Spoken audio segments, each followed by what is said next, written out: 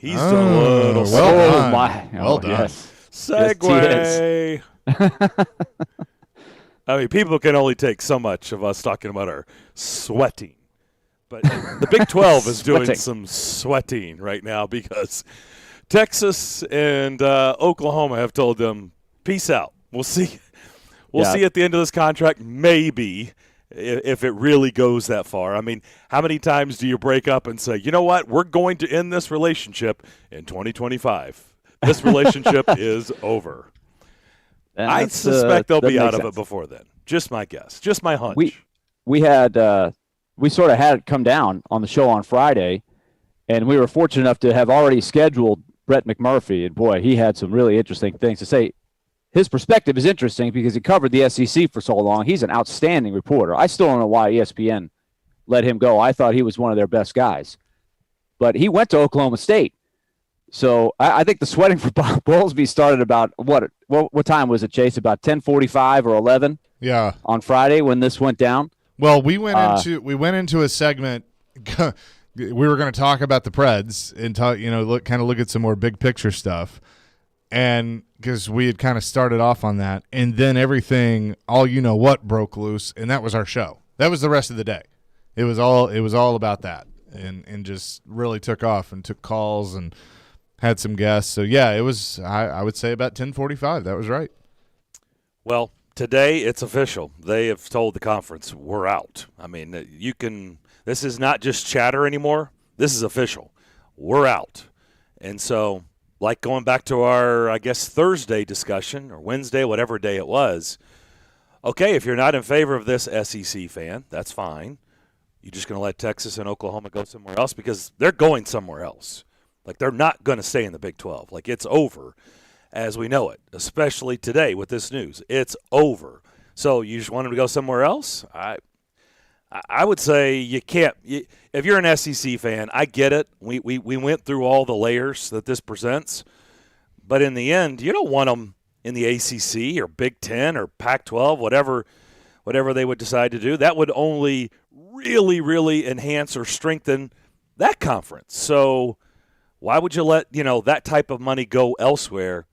To me, now that we know, look, there's no chance they're staying because, well, yeah, I know the concerns. You're like, oh, you're going to kill a conference. Well, I don't know if the SEC has the blood on their hands or not. I guess if they come here, Greg Sankey will have some blood under his fingertips if you look at the fan bases in the Big 12. But I also know that they're going to go elsewhere no matter what. I mean, they've told the league, the conference, we're out. We don't want to belong here anymore. Look, so the money you can't get around. The money is significant. So, and then when coupled with your theory of they are going to go somewhere else, I guess I can see it. I just don't think it's better. It's not better for college athletics, but that was before that he left the Big 12. I do think the SEC is going to be the best conference in America, whether Oklahoma and Texas are in there or not. Yeah, I think it's marginal. I think it's marginal what those two teams bring, honestly. But college athletics, maybe you could argue just from a fan standpoint, not from an SEC perspective, that maybe it'd be more fun if Oklahoma and Texas were in somewhere else other than the SEC, because you started hearing some crazy stuff over the weekend that, hey, why stop at 16? Let's just grab all the best teams and have the 24 best teams in in America in one league. Yeah. I don't know where it's going to stop, but I just don't think it's good for college athletics. I just like geographic sense. I think I like rivalries of more teams playing each other every year. I think this dilutes that. So there's a lot of reasons that I listed. I won't go through them all again like I did on Friday, but from a purist standpoint, I don't like it. I get it for the financial reasons. So there's something that I thought about this morning, and I was listening to Robbie and Joe talk about it, and then I was thinking back to Friday, and there was something that Corey Curtis was on the morning show and had brought up.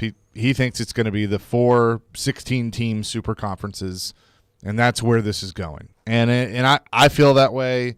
I've felt that way for a while, that it was eventually going to become that. And I never really knew exactly which conference was going to get cannibalized. Now it's apparent it's going to be the Big 12. and that's what's going to happen. But I hear people say, and Willie, I'm not picking on you, but I'm just in general. It's okay. They're college athletes, and if they add games, it's too much that they're college athletes. They don't give a damn that they're college athletes. That ship has sailed, and I'm not saying that they're right. I'm just pointing out that ship has sailed. But who's they? Because just people that are all like, you got to maintain the integrity of amateurism and college athletics. Yeah, I mean, you have a responsibility to the kids, don't you? Right, but they've thrown that out the window. They did that years ago. Who's thrown that in the window? The players themselves? The players, the conferences, the coaches, the commissioners, everybody involved. As soon as they started having the true conversation where it was going to actually happen, where money could change hands legally between players and whoever, that all went out the window. And now what the next thing is, Chase, what I think about when you throw that out there is we're going to have a players union. And they're probably going to. So the players maybe have to represent themselves now. Yeah, I mean, it's probably going to. You want that? I mean, we're heading towards pro. Well, it's why on this level. At SEC Media Days, I think I asked this question 10 times, maybe worded different ways, but I used the same line of the line between college athletics and professional athletics is becoming blurrier and blurrier. I mean, it is blurred now. Kind of like Willie's glasses right now. Right. It's a lot like this is the line. It's very blurry. The line between college and pro. It's very blurry. It needs some. I can't even believe you could see us in those glasses. Well, I have trouble seeing without my glasses, so that's the dilemma that I'm in right now. So I can't see anything right now.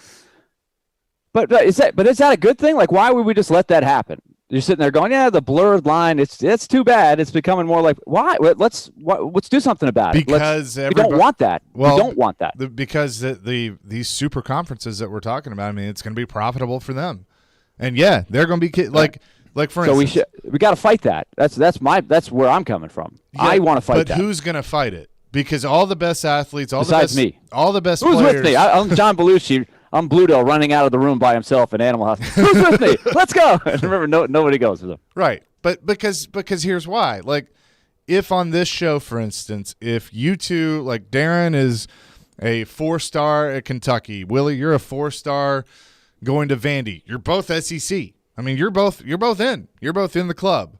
And here I am, like, hey guys, can I play? East Carolina. I'm the four. No, I want to say the Blue Raiders. You know, well, okay, but okay, that's fine. That's actually a good example. So here's where they benefit when you say, well, what's in it for them? Well, you know what? Guess what? Well, Vanderbilt's not a great kid. Vanderbilt's not a great example. Hopefully that's going to change in the future. But if you want to throw out another team, Chase, in the SEC, the difference is, you know what I get to go to?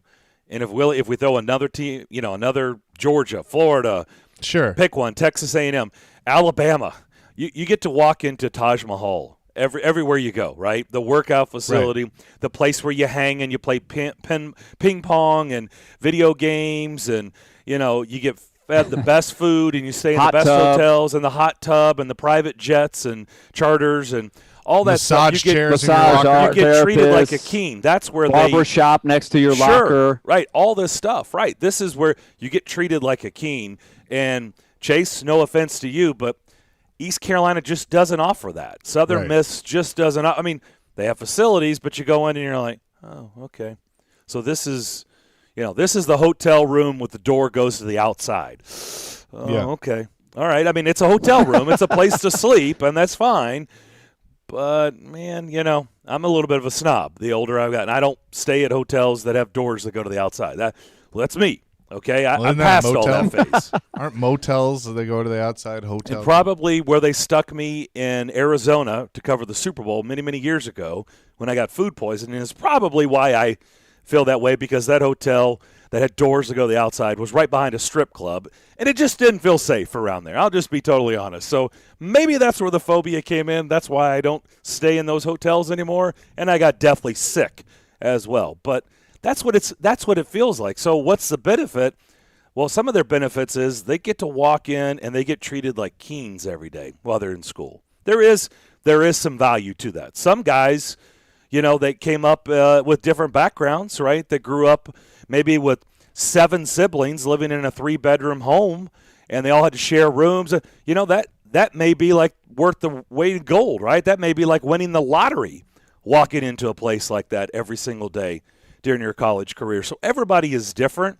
Others may look at that and say, my parents had good jobs. My dad's a former athlete, so I've grown up around money and nice things my whole life, so this is just something I'm accustomed to. But not everybody's like that. So there is some value to having all that money that they then pump into the athletics, into the programs and the facilities. Here's what I worry about, though, as we try to connect all these things. With all this money coming in, or new money, or the rich getting richer, the SEC and what we think will be the domino effect, that the SEC goes to 16, so now the ACC and the Big Ten have to go to 16, and the Pac-12, they have to grab the remaining teams and dissolve the Big 12, which is, I think, very possible, very probable maybe, as we sit here today. The rich get richer. Now you have those 4 conferences. What's left for all the other programs? Will there be a trickle down? How do you protect Middle Tennessee and Western Kentucky and Boise State, all of the teams that are not in there? It's hard enough for them now. But if they're not getting any more TV money, or do we only want to service the top programs, and the survivors are great, everybody else fend for yourself, play for a different championship? That's sort of the momentum that's starting here, which this has been talked about for probably 15 years. I always remember Wes Durham was the first guy that said, this is where it's going to happen someday. But don't we want, as we sit here in our community, all the high school players are about to start their practice, don't we want as many opportunities out there at as many different levels out there as possible? If this kills some programs, is that a good thing? That's what I worry about. You got to think about these things. I know your glasses are fogged up and you can't see the clock, but we must break. We must end this discussion and come back with Predators GM David Poile. We do that next.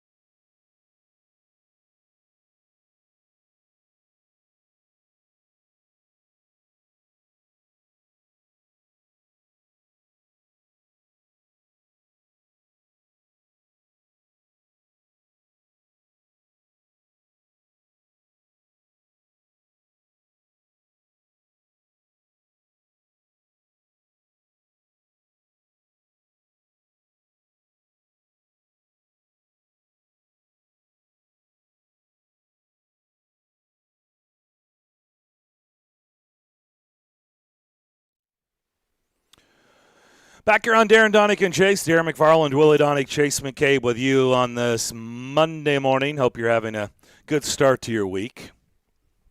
I suspect our next guest is, although there's a lot more work to be done. Free agency begins Wednesday morning during our show, starting at 11 a.m. David Poyle, Predators General Manager, is on the line with us. The draft was over the weekend, Friday and Saturday. The Predators came away with 6 draft picks. David, I'm going to spare asking you how you felt about your picks because I've never heard a GM said, we threw everything against the wall, we got nobody that we wanted, and we are really ticked that these guys are probably going to stink. They're not any good. Well, I'm going to start with this. Rarely have you ever moved up to get 2 first-round picks. Why did you feel the need? I think this is only the second time it's ever happened with you as the general manager of the Predators. Why did you feel the need this go-around to move up and take that second first-round pick? Well, this year was really different, obviously, because of the COVID and so many leagues either didn't play or players that were drafted played so few games. Our scouting was very limited. Most of it was done by video. So I really think it was more, you have to have a strategy, a philosophy when you do anything. And I think our thought process is more quality versus quantity this year, and to obviously see if we could draft the players that we know the best.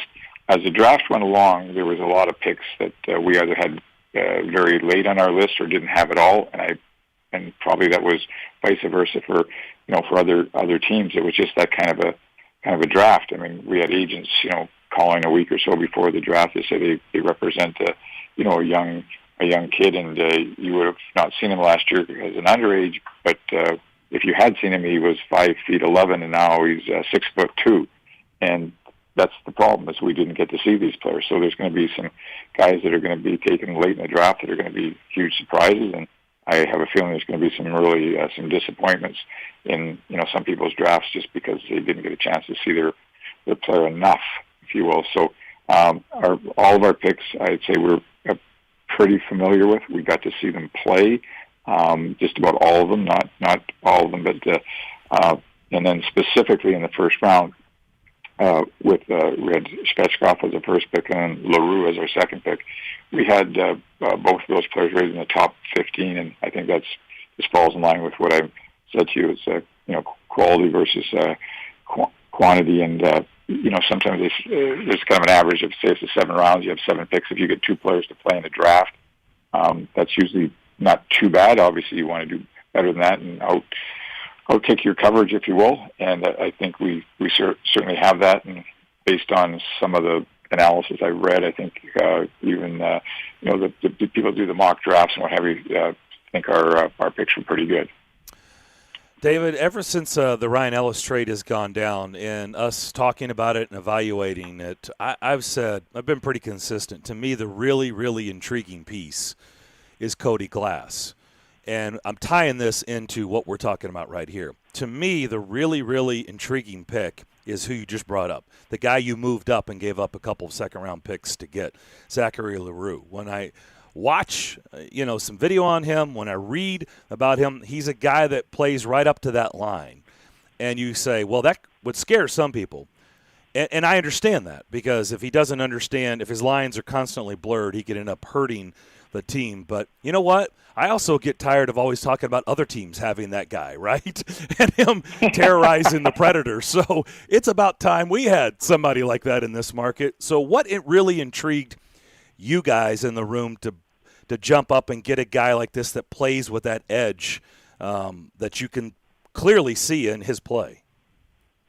Well, a lot of what you just said, Darren. I mean, we want to be a little bit different. We want to have an identity. I mean, we've talked a lot this year on your show about the first half of the season and how we didn't play very well and we didn't have an identity. We talked a lot on your show this year about the second half of the season and how well we played and the identity that we now have. And it starts, I guess you'd say, with our forwards, with the Jeannots, Sissons, Olivier's, Trennan's, a little bit for our Cousins, and now with this LaRue, he's an edgy player. Hockey's a very physical game.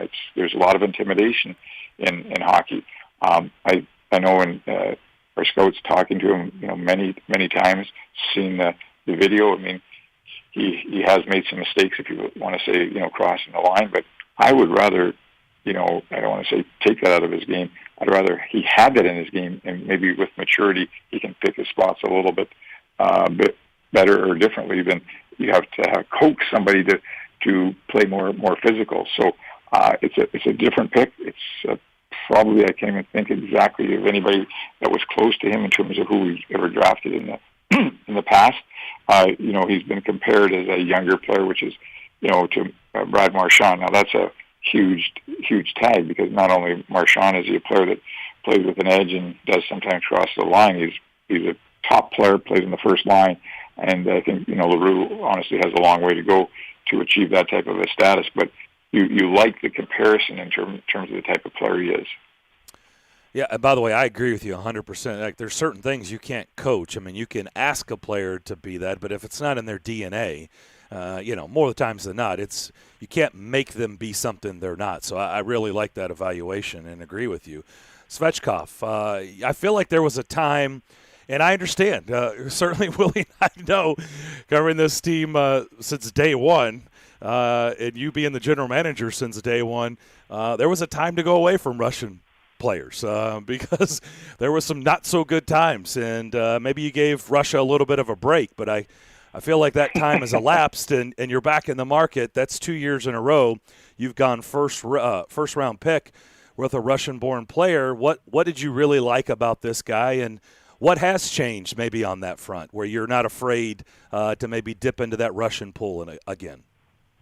Again, you've, as I've been around for a while, Darren, you've been around for a while, so I think you accurately depicted, our thought process both in the past and now, maybe changing a little bit here presently. The fact that we drafted Askarov from Russia as our first pick last year, we have Trenin on our team, one of the best defensemen that we have in the prospects pool is a young player by the name of Jistiskov.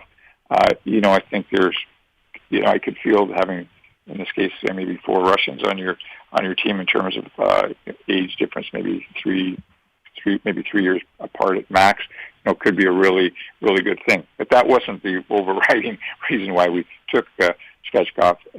I will tell you that is the name that was been brought to me by Jeff Kelty and Tommy Nolan, the most of any of the players that realistically we thought we could get. So I probably heard and know about him more than any other player. I mean, the list in the first round, I'm just being very honest with you, they go, there's changes in order, but the first 10 that went in the draft were the same 10. And then, when we get to pick 18, what I'm saying to you here, it wasn't like a lot of players available, like it was probably Svechkov and LaRue. That's how close the draft is. So, again, center iceman, you talk about players, a lot of times people will say, well, he's really good offensively, or he's really good defensively. What we talk about him is a complete player, can play both ends of the ice, can play with top players. Looks like he's going to be a real good size. It feels like a real good fit for us. And again, it's a little bit different than the football, where you draft your players specifically the first round, and the fans are all excited about these players coming in to play, say, for the Titans. For us, this is a 2, 3, 4 year process before these players come over. Probably will play 1 or 2 more years over in Russia before he comes over here. But I like what I call our filling the cupboard, because we were getting a little light there after trading away a lot of picks in the 16, 17, 18 time. And now we're getting a couple more picks, and the cupboard is starting to look good. I really especially like how our forwards look with all the young guys from the 2 guys that we just drafted Friday and Saturday to go along with younger guys like, Luke Cunnin, who we traded for last year, Tolvanen, Glass, who we just traded for, Tomasino, who was our first round pick a year ago, Trenin, Olivier. I like where our forwards are going. We're talking to Predators GM David Poyle, and David, just taking it a step further, you can't help but notice sometimes when you're around the team over the years that there's a great kinship that takes place between, say, 3 or 4 Swedes on a team, 3 or 4 Finns on a team, maybe even the Czech Republic from time to time. Thinking back to when Marty Erat was on the team, and I hadn't thought it through a whole lot. But when you have Svechkov and Askarov on the same team in the KHL. And you mentioned there's a couple other guys in the system too from Russia, Afanasiev and guys like that. Now you already have Yakov Trenin. Do you think there's a value in that? Just looking down the road 3 or 4 years and saying, okay, if there's 3 or 4 guys, maybe that helps team chemistry. I do. It surely doesn't hurt. Again, and the Swedish and the Finnish players, they're really good. They know English, almost all of them right away. There's still an adjustment period, if you will, to pro hockey and coming over here to North America. But a lot more for the Russians. Like Askarov right now, he doesn't know English, and so we're trying to get him going in that direction. So all these players, specifically the Russians, I think, in fairness to them, it's a bigger step for them, and there's a lot more that goes into it. And I really believe in, with Askarov and Svechkov, now they're going to be teammates. They're a year apart in age. Possibly they could come over in the same year. Same thing with Chichkov. It seems like it's not the overriding reason to draft the players, but I think the chemistry or the symmetry that we have here could be really good when they eventually play for the Predators. David, as we sit here, we're closing in less than 48 hours, I guess, before the free agent period starts. I guess you have sort of last at bat with your own guys. You've talked openly about a couple of guys on the roster that you'd like to keep. Any chance that you are able to come to terms with anybody before everybody's a free agent? Well, I think we've had conversations with the players and their agents that we would like to bring back, and we're in negotiation. So I think today, tomorrow, and for sure Wednesday are really important days because that free agency goes really, really fast. So we're after I get off this interview, like I've been doing before this interview, we're on the phone a lot. We have all of our pro scouts here.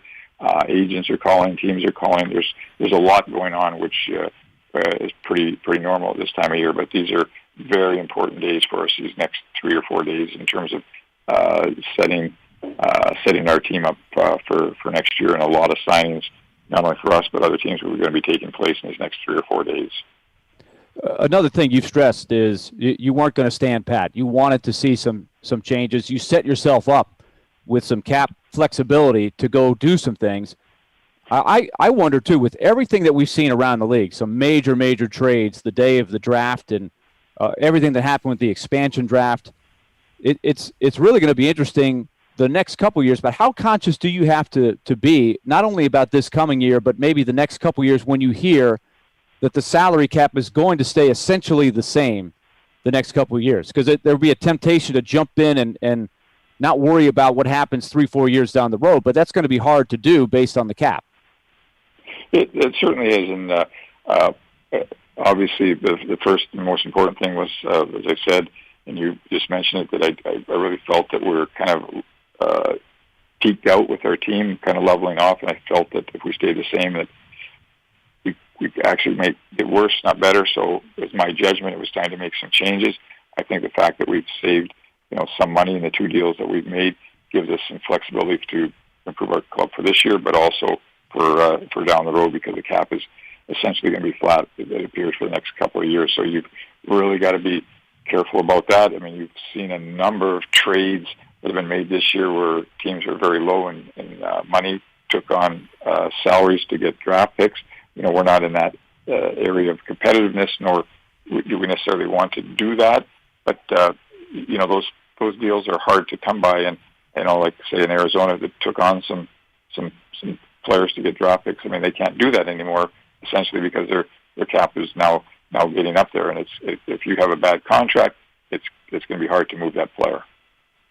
When you're in negotiations with a couple of your guys, I think you've mentioned a couple specifically, Mikhail Granlund, maybe even Eric Halla, and maybe there's another deal struck of a comparable. And I'm sure there's agents for players like that saying, okay, here's this guy just signed over here for X.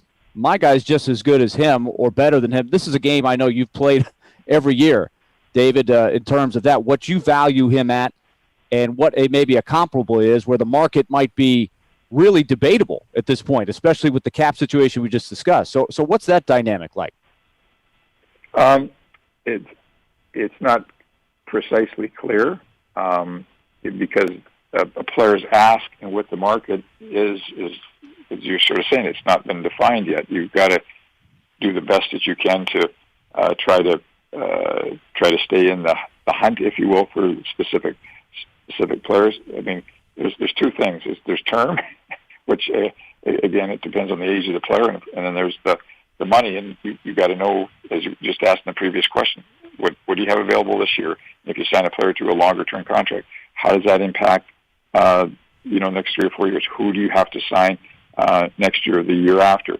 Are you going to be in a position, because the cap is somewhat flat, to be able to keep all your players? Or are you going to be one of those teams that's going to be trying to offer somebody a draft picks to take away a player because you've overspent? So there's just so many variables that go in it, and but you got to be organized. You got to figure it out to the best that you can, and you got to realize that if you're not signing your guy possibly on Wednesday, that he's talking to every other club, and if somebody steps to the plate, whatever relationship that you have with the player or whatever fit you have might get trumped by the amount of money or number of years that they're offered. So it's a little bit like a game of roulette, if you will. You got to just be as prepared as possible. But I guess the last thing I'll say is that you only have your limits. I mean, as much as I would like to get player X, Y, or Z, I can only go so far to what I could pay him or what term I could give him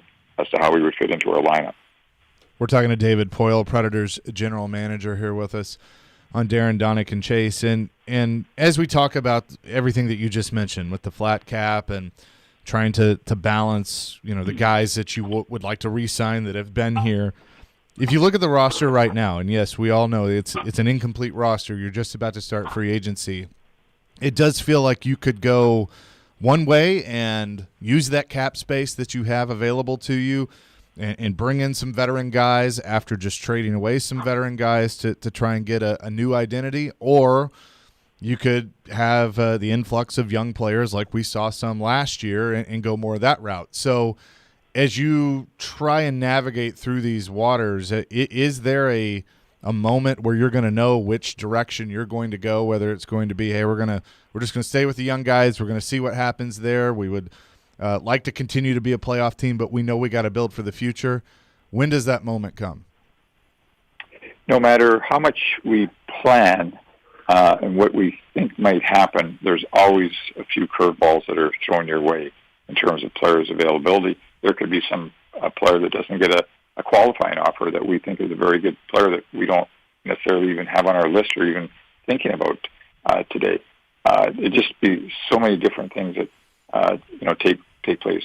What we can control in the next 2 days, here today and tomorrow, is our own players that are restricted free agents and even our unrestricted free agents in terms of trying to work out a deal with them. But after that, as I say, it's kind of that it is free agency, so anybody can talk to anybody. There's certain things I would like to do, and again, we've got plan A, B, C, and these different ideas, these different positions. I mean, again, we need to get a goaltender as a backup goaltender to Ciro. So we have a list of X number of goalies that we will be contacting, and they all range in difference of age, difference in career, what they played. Some have been number ones, some have been backups, and some are younger, some have more growth potential. All those things are going to go into what I would call a final decision in terms of what we exactly do. So I think your questions are great, but a lot of it will become hopefully a lot clearer by probably late Wednesday. Yeah, I'm just trying to get you to tell me the plan. Nobody's listening. It's okay. You can just tell me. That's what it is. Huge following. I think there's other teams that are listening right now. Probably. So that's got to be careful. You never know. I know you've been asked this question before with all the economics involved with the pandemic and the flat cap, but do you have the ability to spend up to the cap if you wanted to, or do you try and look at things as we have to be conscious of what we've gone through the last 15 months and you would prefer not to do that? No, I can go up to the cap. I mean, that's been the way it's been for the several years here. I think it's just a function of making the right decisions to give you best value and to making sure that your decisions fit into your longer range plan. I think we've changed a little bit with the some of the trades I've made to get to be different, but also I think a bit younger, looking for some growth. So I think when I look at the financial part of where we are and what the cap is, I have between a 3 and a 4 year plan of where everybody fits and what holes we'll have and how we'd like to possibly fill them in. Some of it's becoming clear because of the drafts, whether it be say Askarov in goal. I mean, that would be a situation that hopefully we sign him next year. I think he should probably spend a year in Milwaukee. That's probably how it is. Could he be ready after that? So if, let's say I'm correct in that, then I wouldn't want to sign a goalie, say, tomorrow for a 4 year period, to back up Saros. So that type of logic. Last one on my end, David. A few years ago, when Paul Fenton left, you elevated Jeff Kelty and Brian Poyle both to assistant GMs. Jeff on the scouting side, your son Brian on the director of he's on the hockey ops side. How has Brian's role evolved since that time, and some things that he's involved in and helping you make some of these decisions?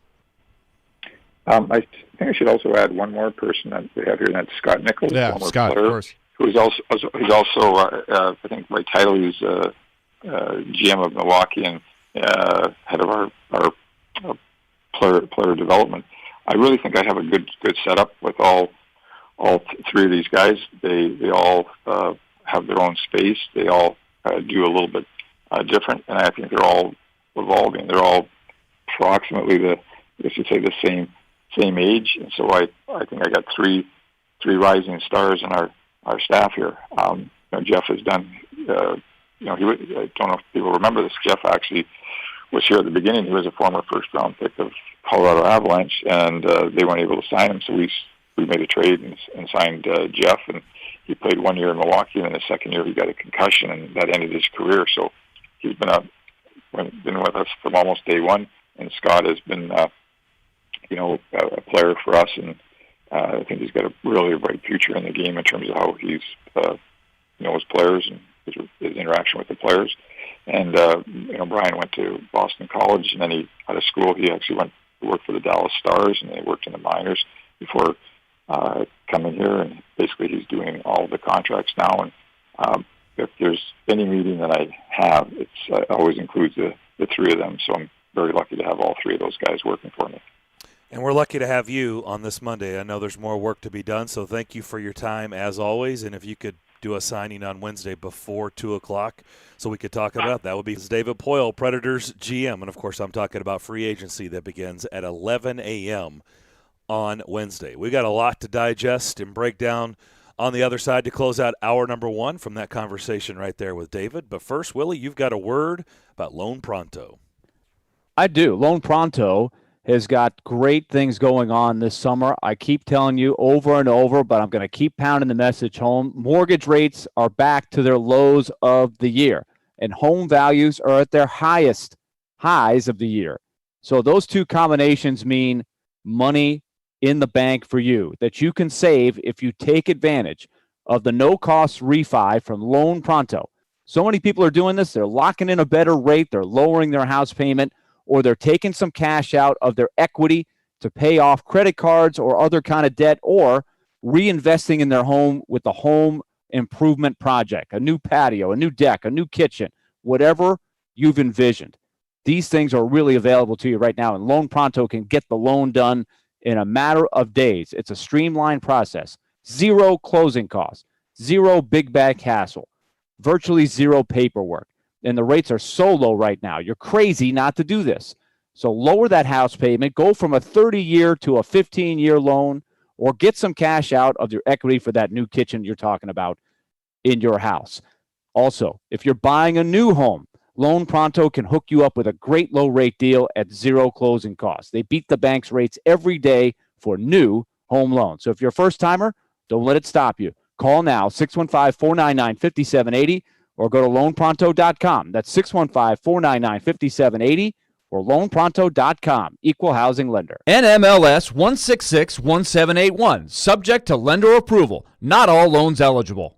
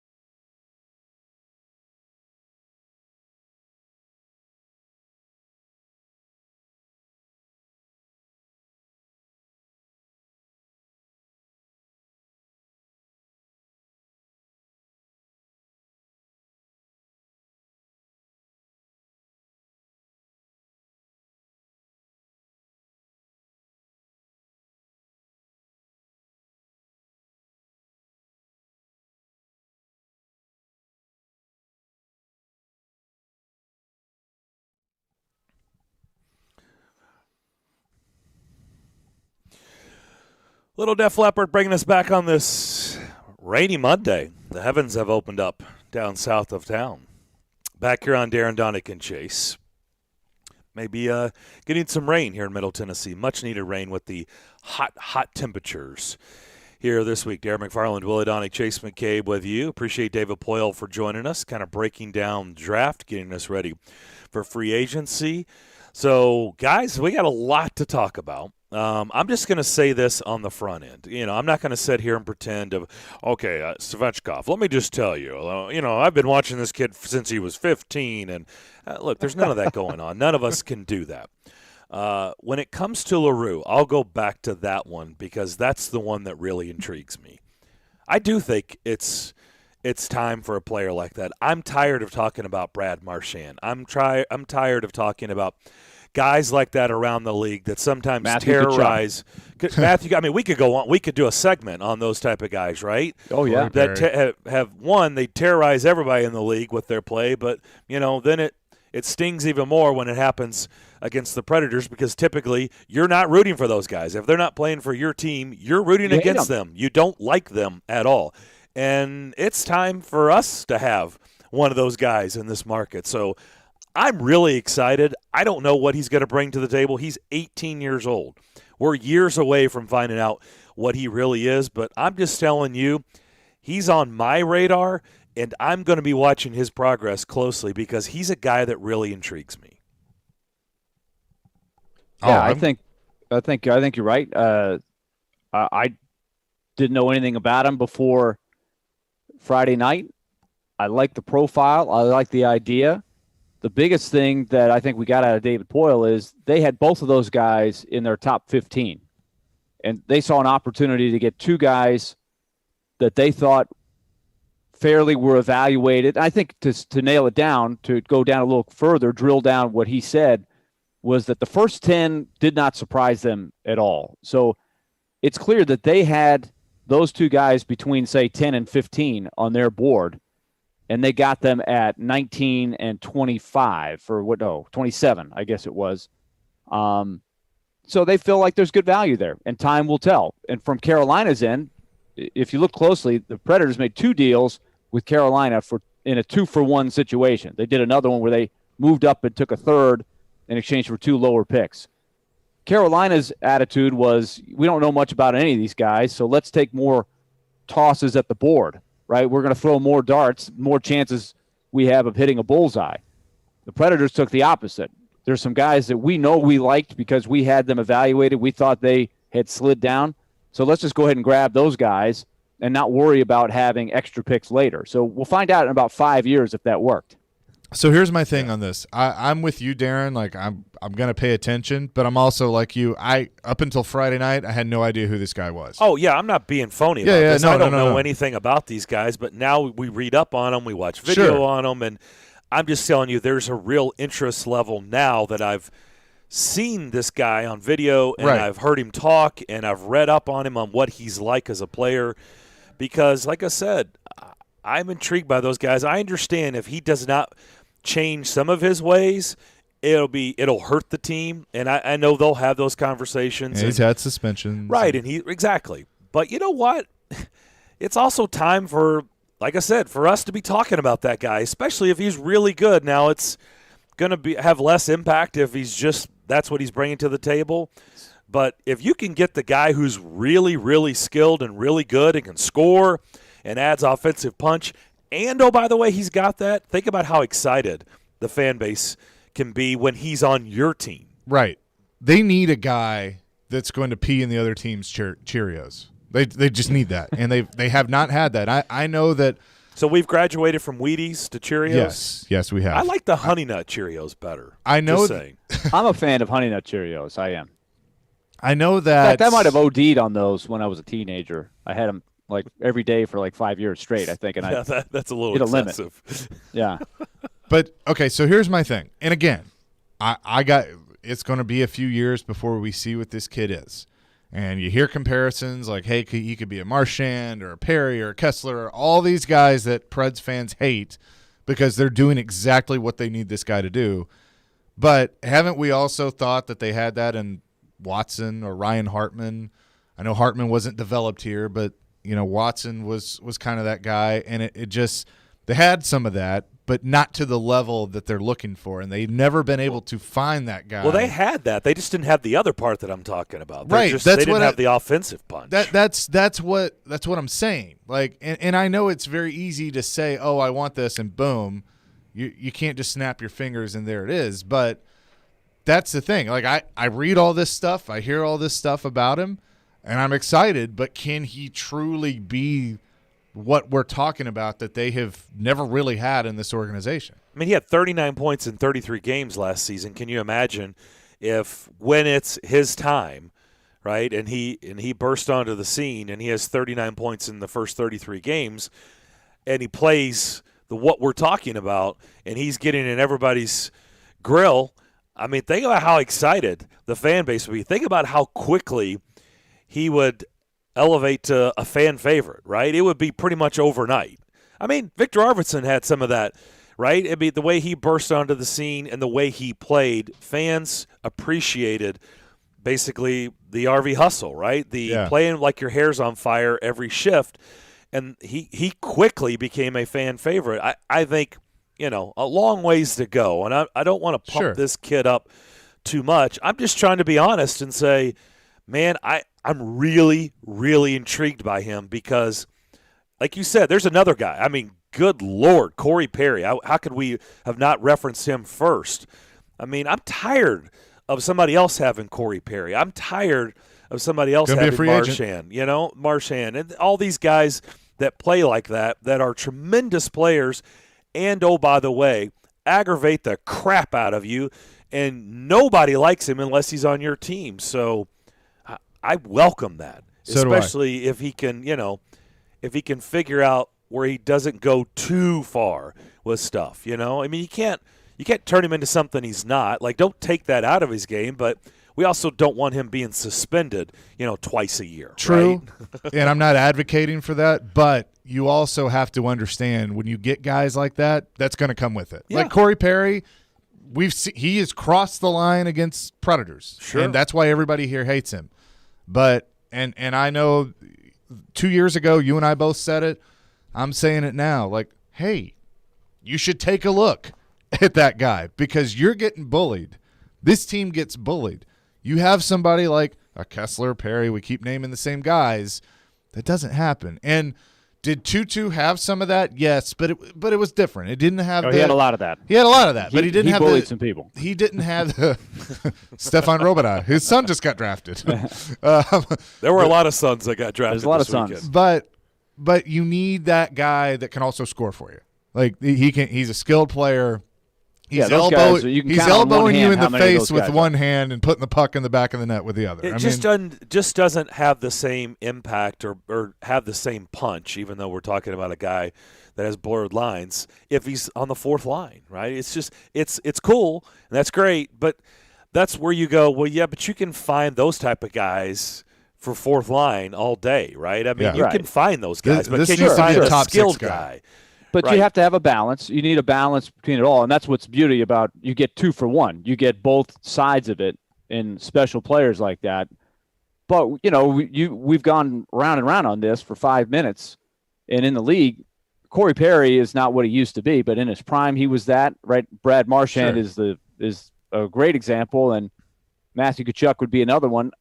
Maybe his brother Brady is kind of that same kind of guy, but they're rare. It's hard to find guys that, Darren, you're talking about, guys who are big-time top 6 kind of scorers and possess that element. Those, it's not easy to find. So if you have an opportunity and you see him, yeah. well, we'll see. And so down the road. So I know the focus is now, as we get closer to free agency, it's going to be less on the guys they picked. We'll see those guys in a few years, what impact they have. And now I'm really curious. Did we get any read? Did we think that maybe the Granlund thing, it sounds like he was going to hang up the phone with us and start talking. It all starts with Granlund, right? The clock's ticking on him. Hall to a lesser degree, but those are the 2 guys he mentioned by name that he would like to come to terms with. But it sounds to me like there's a lot of uncertainty about what each side thinks the market is. right. So it sounds to me like maybe Mikhail Granlund's camp is saying, I want to see what's out there. And the Predators are saying, okay, you have that right to do that, but we just can't bend over backwards to bring you back. Well, So- I'll go back to what I said last week. You didn't trade for Cody Glass just to hang around in the bottom 6. I'm sorry. I mean, David threw that out there for a reason. Now, he may not start there, but I think they're going to give this kid every opportunity to morph into the 6th pick overall. Okay? He's going to get the chance here, and either he's going to be cut out, and he's going to be good enough, and he's going to be worthy of that pick that Vegas took him in 2017, or he's not. But it was very clear that Vegas, it was not going to happen there. They've got a loaded roster, and basically the reason he wasn't playing in the playoffs is because he was going to have to play, like what we've talked about. Like, why did you bring in somebody to have them on the 3rd or 4th line? And that's where he was, and you can't service him. It's like, how are we going to know what Tolvanen is if he's, playing on the 3rd or 4th line? Right? I mean, he's got to be where he's up in supposed the to be. top 6, right, to see what you truly have in him. Give him the best opportunity. And I just think Cody Glass is going to get that opportunity. And the reason I bring that up is, Willie, we've been playing this numbers game. Okay, Every time we talk about somebody is why I follow up and say, okay, well, who's going away? Who's going to take a seat? Mm-hmm. And so I just think that they're interested. I think it's got to feel right. And if it doesn't, so be it. Thanks for everything. But we're going to go, this kid right here is going to get every opportunity to maybe fill that void if Granlund doesn't come back. This is what you heard plan A, plan B, plan C. I think those are the words that David Poyle used. This is what my gut tells me. If he's not signed by Wednesday at 10:59 a.m., and I was wrong, I would have been wrong last year, but Mikael Granlund's not on this team.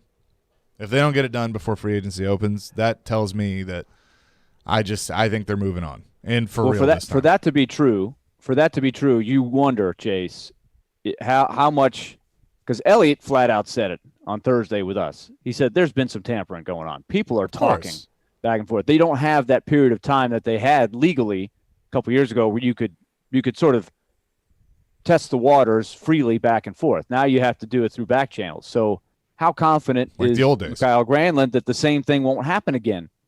That he goes out to the free market and it's not what he thinks it will be. And that's the value of Granlund is you don't have to play him in second line center. If Glass is your second line center, that would be awesome. And you just move Mikael Granlund over to the wing. He's a guy who can fit any number of places on your roster, but it's got to be at the right price. Come back. We'll talk with TD to begin the second hour. That's next.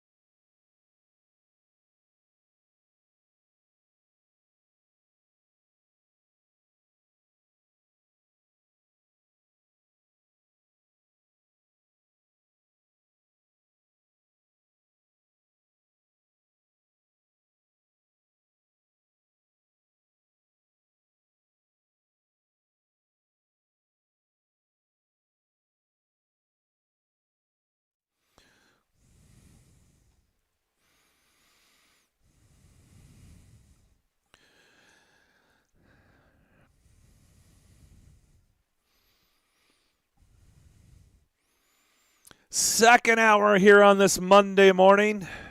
We're going to talk with TD. Titans training camp beginning this week. Yes, folks, it's upon us. Final week of the month of July.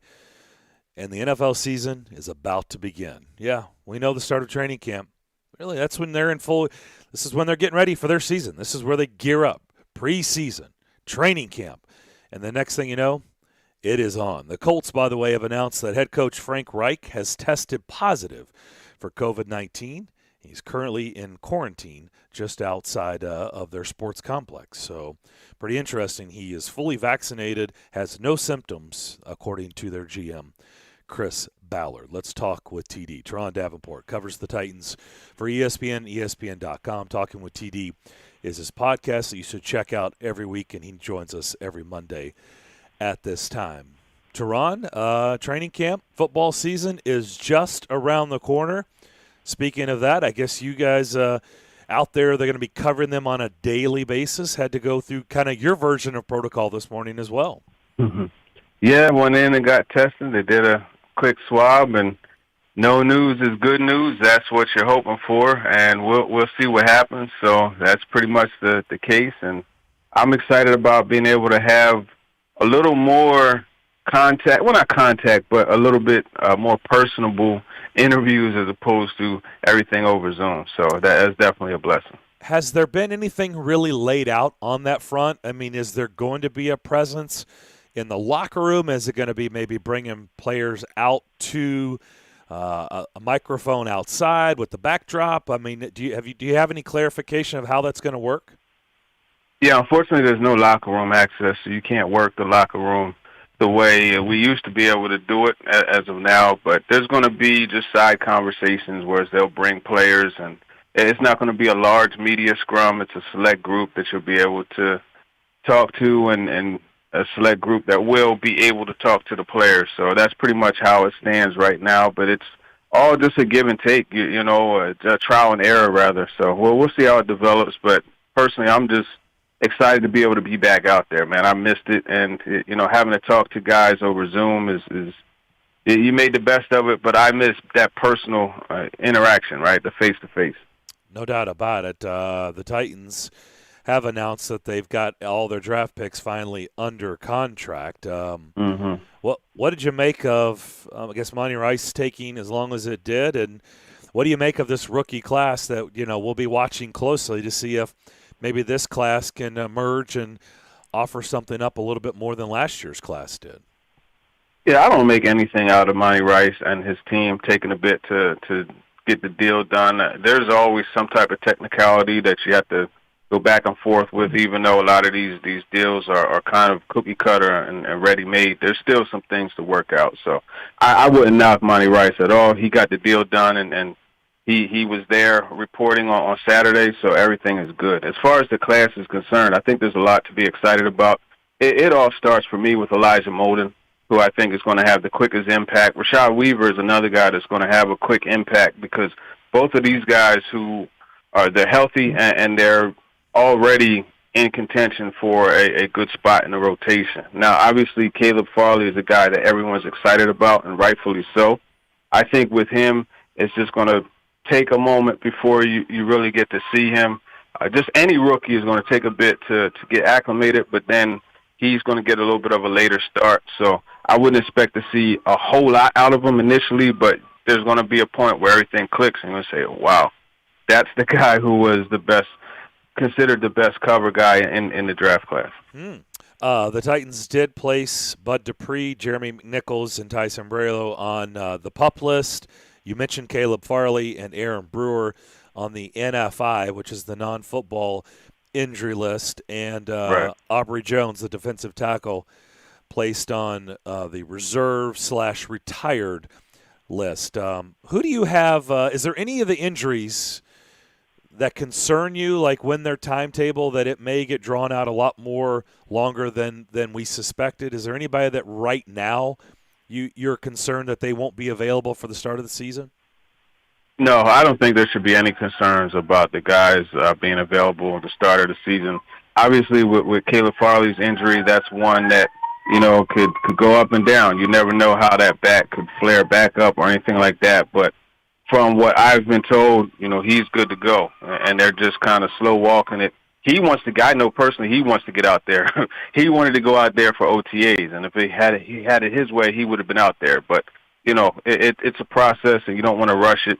And that type of injury, you have to make sure that you treat it with kids' gloves, right? You got a white glove it, make sure that you're covering all your bases because it's something that could flare up again. Now, as far as Bud Dupree's concerned, the timeline is right on course for him to be there for the season opener. And I think when you have a guy like Dupree, you don't necessarily have to have him out there right now going full tilt and everything. I think he's someone that knows how to get himself ready. He will have to work himself into football shape because that is a totally different shape from just being in shape, quotation marks, but that's about the only thing with him. Sembrelo apparently is going to be back, and me personally, I felt that Kendall Lamb would be the starter, and eventually Dylan Radins would take over anyway, so that's not a huge situation for the Titans, even if he's not able to go. Long before you arrived in this market, Teron, there was a camp story. We always have these, and it was about this guy, John Simon, who made the team. This is, probably 2 decades ago. And he burst on the scene and really got everyone. He has logged serious time in the league. I think he spent the last 3 years with New England. What's his role? Where do you think he fits into this roster, or does he? I think he'll be in the back end of the rotation. If I'm not mistaken, I have to go back and look. I believe I had Skipper making the 53-man. I actually like Skipper. He's a heavy hat. He's a guy that I saw do some things in practice that were impressive to me. But Simon's a veteran, right? And he's a guy that obviously has the Patriot ties, but Mike Vrabel coached him back at Ohio State, so you have that. There's a familiarity there, and I think you can never have too many veterans, especially from a pass rushing side of things. They don't know exactly. I mean, I know they believe that everything's going to work out with Rashad Weaver, but you never know if something could go left. From that side of things, you need to have depth there. So I don't think that it's a really huge, significant signing, but it's a depth one, if you ask me. So you've brought up Rashad Weaver now a couple of times. What is it about you or him that it really intrigues you that you think he could not only be a part of this team, which we suspected that, but play a pretty decent role on this team this upcoming season? Well, for me, I really liked watching him at Pitt. Just from a overall perspective, I think he's really good against the run as well as against the pass. He's not a high sack guy, but he was able to get pressure. And then seeing him in person, what really impressed me is his length. So I want to see him coming off the edge from a stand-up position a little bit more, because I didn't realize that he was that long. And it's crazy because I saw him in Mobile at the Senior Bowl, and I didn't notice that length either. But right there, him in front of me, just like us standing on the same level, I really was impressed with his length. And he's a bit leaner than I thought he was as well. So I think he's a guy that could come off the edge and really give them quality reps. And even, like I said, against the run, he has strong hands. He's very good at setting that edge. So I'm looking forward to seeing how that works out. And it's just, they need help on the rotation. You know what I mean? So when you factor Weaver in, you got Derek Roberson as well. I think it's going to be a pretty good group of outside backers, with Harold Landry and Bud Dupree anchoring it. And which means the expanded practice squad. You can have veterans on the practice squad. And I don't mean necessarily that John Simon would fall in this category, but Skipper could. Do you think that signing and potentially more like that of some of these veteran guys could be because they know that they can put some guys on this 16-player practice squad, which includes up to 6 veterans? Yeah, I think you can do that, and I think they will do that. When you look at guys, Marcus Johnson is a good example. Whereas I think that he's good enough to make the roster, the 53-man. But if he doesn't, he's someone that you could always have at your disposal if something should happen at receiver, because he's always going to be ready to go. I mean, I've watched Marcus Johnson for years now, and he's a guy that has had to bounce up and down. But when he was called up, he held his own. You look at with the Colts last year, he was able to go ahead and lead them in receptions and receiving yards a few games. So I think he's a good example of what you're going to continue to see, and that's veterans coming in and getting signed and they put them on the practice squad, and they just trust that these are guys that'll be ready to go, and there's not a huge drop off. Do you like that rule and think it should stick around beyond COVID? I do like the rule. I think it should stick around. I just, it's like a gift and a curse. You know what I mean? Because you want to see guys get an all-out chance to make the roster and not be signed with the understanding that you're going to put him on the practice squad a bit later. But at the same time, it can lead to some opportunities for guys to come up and do some really good things and solidify a permanent spot. So there's a gift and a curse with it, but I like the rule, and I think it should stick. So I know you're going to we talked about you're going to be watching some rookies, but a guy that I'm curious about, and I remember us talking about him on Chase and TD, but Amani Hooker, his role is going to expand greatly this year at that safety position. So what are you going to be looking for out of him to see how he's grown and can have more starter minutes? Are you talking throughout the season or in camp? In camp early on? Yeah, for me, it's all about the communication. And I talked to him about being a leader and not just a starter, but becoming a team leader, right? And that's something that he's embracing, and he's looking forward to being able to take on that role. So I think for me, the communication is an example of that, right? When you put in the preparation and you have the understanding and you know what's going on, it's easier for you to communicate that to others. And I think communication as a safety is a really good example of being a leader, because you're the quarterback of the secondary. And Kevin Byard, without a doubt, has already solidified that. But I think if you could have another guy out there communicating and relaying everything, just even simple things, when they see motion, hey, motion, watch this, they're going to go trips, whatever you should communicate or relay to the rest of the defense, I think is a really good thing. So I'm going to watch that. I mean, that's a critical part, especially with the amount of new guys, right? You got Jackrabbit Jenkins, you got Farley, you got Molden. These are new guys that you have to get acclimated into the defense and help them pick up everything and the keys and signals, et cetera. So I think Amani Hooker, that's what I'm going to watch for, how he's helping the rest of the guys. How much are you going to watch the battle? And I use this word battle because Jayon Brown, Rashaan Evans, they're going to be starters. They play the same position, but they both have 1 year they're on 1 year deals, essentially. And so I've always looked at it as I don't think you can keep both. They're probably fighting it out because David Long has been in the system. He's there. He's playing more.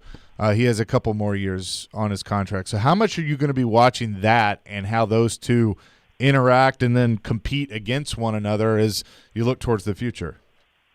Well, they're solidified as the starting inside backers, so I don't think they're going to compete against each other, especially in camp. And even throughout the year, I really like the way that they work off of each other. And it's unfortunate that they'll probably end up having to go with A or B because these two linebackers complement each other so well, right? And when you talk about Rashaan Evans, I mean, this is a complete diagnose and destroy type of player. I use that phrase for him over and over again because you just go back and you look at how he's able to trigger and knife into the backfield and get tackles for losses on fourth and short, right, or fourth and goal, third and short, those type of situations.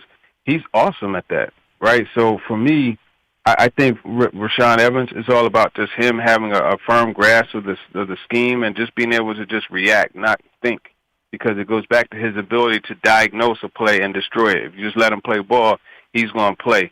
And then you complement that with Jayon Brown, who is just probably, I'll say it. I think Jayon Brown is their best all-around defender. I mean, when you're talking about coverage, rushing the passer, playing the run, and doing everything you have to. I think he's their best all-around defender. And they complement each other so well just because you got your thumper, you got your guy that could just scrape and freelance and make plays, and it just adds up really well. So I don't think they compete against each other. I just, they're a really good tandem. We are talking to Teron Davenport. It's setting the table for Titans training camp as it is fastly approaching. They're going to be on the field very, very soon. So, Teron, one of the areas that I'm really curious at is to keep an eye on is offensive line. We've got a high standard for them. The expectations of the offense are skyrocketing because of what they've been able to do. You've got Taylor Lewan coming back on one side. So your thoughts on him? Do you think they'll be careful with him? Is he going to be sitting out some practices? What's the plan for him to make sure he is ready to go for the first game? Yeah, I think he will be on the Kawhi Leonard management program, during training camp, and rightfully so, right? Because you know what Taylor Lewan could do. He knows the scheme. He and Roger Saffold have spent enough time to have their everything in sync and what they need to do. So it also gives you a chance to, if you want to, have Dylan Radence, take some snaps at left tackle, you could do that. And that's one way to get the rookie more snaps and more acclimated as well. So there's a lot of reasons why I could see them going ahead and just kind of scaling back the reps for Lewan. And I think the main thing for him at this point is just to feel comfortable on that knee again. And you saw his videos on IG, with him moving really well, and that's all fine and dandy. But you want to get that comfort level with your gear on, right, and in somewhat live type situations. So I think he'll get those snaps, but they definitely, in my opinion, are going to manage him. And how do you think they will create the competition for the right tackle position? They've set themselves up for a couple different options, but as you point out, you would like to build chemistry in a perfect world. So at some point you want to, just like a quarterback battle, you want to pare it down and start giving the guy eventually that's going to play the reps to build that rapport with a Nate Davis and the guys that are playing along next to him. So what are you looking for? Yeah, I think a lot of that is going to come in their one-on-ones and those type of things. They want to see how Radence is able to anchor and handle the strength of some of those guys coming off the edge, and he's going to get a great opportunity with, guys like Daunic Autry, Jeffrey Simmons when they bump him out. And even Harold Landry, you get a nice range of guys to go against, so that'll help. And obviously the length from, Weaver, that's going to all be good for him to be able to show what he could do. And I think that's how they're going to do it. And also preseason games. Those preseason games are going to be important for Lamb and for Dylan Radence and Sembrelo once he gets back. But most importantly, Dylan Radence, I think, is someone they're going to keep a close eye on, just because they want to see that trajectory continue to go up, the arrow continue to point up for him as it has throughout OTAs and minicamp. You just saw a steady improvement, and they'll want that to continue. And if it does, you could see him ending up being the starter. And I think really the key, we're going to be able to kind of gauge where they are with him, in my opinion, based off of how many reps we see him solely at right tackle. If they're working him solely at right tackle, I think they really feel that he has an awesome chance to win that job. But if they start moving him around a bit, that kind of tells me that they may go ahead and have Kendall Lamb be the starter. Finally, you were on hand for Kevin Byard when he did his little camp in Murfreesboro. They had a nice little moment there where the Murfreesboro mayor gave him the key to the city. Yeah, it was a surprise for him. He didn't know it was happening, and it was pretty cool to see, because I think when you look at Kevin Byard, he, in my opinion, is the epitome of doing things the right way. And you never hear any controversy with him, right? You always see him upbeat and positive, even after a loss. Some of the questions he has to answer, he gives you a thorough answer, even if your question is a little off the mark. And then even just the way he is as far as a leader in the locker room, I think by all means he deserves what he got, not to mention the backpack giveaway that he had. The guy is involved in all aspects with the community. He delivered his own baby. He's definitely the epitome of doing things the right way. And from the sound of that, somebody didn't do something the right way. Somebody may have done something the wrong way, yeah. I'm like, what's going on? Yeah, but no, it's good to have guys like that in this market. You know, AJ Brown is another one. Derrick Henry. You could just run down the line, and I think that's something the Titans they really deserve a lot of credit for. Just having model people, period, not just football players, just people. I think that's a great point. I think it's probably an underrated part of their team that they sort of lost that when the team, and part of it is because the team struggled. But I think they've really gained a great identity. There are always a couple exceptions. You know, people are going to say, well, what about Isaiah Wilson, et cetera? But there is a huge number of guys that are great personalities doing great things in the community. Mm-hmm. Well said, Teron. Teron, we'll let you go on that. Can't wait to see you at camp, and excited to get the season started here. Yeah, looking forward to it, man. A couple of days away, so let's go. All right, we've waited long enough. Getting out there and actually watching some practices, getting interaction with the players, that is where Teron shines. Teron Davenport with ESPN, and Talking with TD is the podcast. Chase, tell us about BetMGM. Yes, because it's my favorite. And, you know, we all love Fridays, especially during the summer. But I'm going to tell you how you can love Mondays even more, not have the Monday scaries, because this is what you need to do. Go to BetMGM, the king of sportsbooks. With BetMGM's Money Monday Club, a $10 free bet will automatically be added to your account when you place a total of $50 in wagers between Monday and Sunday. That's right. You'll wake up to a $10 free bet every Monday just for betting $50 during the previous 7 days. I checked my account this morning. Boom, it's there. I have it. Free $10 that I can use whatever I want. It's easy. Simply take advantage of BetMGM's boosted odds specials, unique parlay offers, daily promotions, and live betting action. Love that. When your wager total reaches $50, you're guaranteed to receive a $10 free bet to use any way you'd like. Download the BetMGM app or visit BetMGM.com to sign up and learn about how you can be a part of the Money Monday Club. Get rewarded for your bets every week at BetMGM. You must be 21 years or older, must be in Tennessee. Visit BetMGM.com for a full list of terms and conditions. For problem gambling support, call the Tennessee Red Line at 800-889-9789.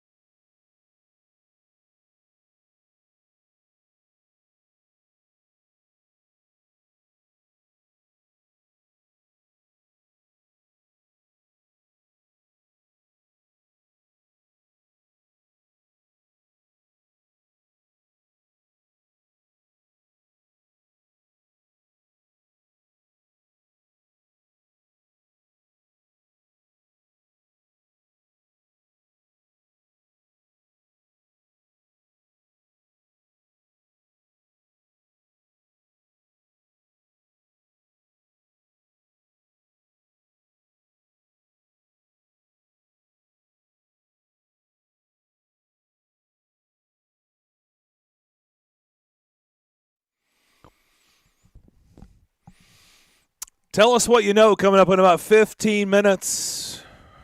It's easy.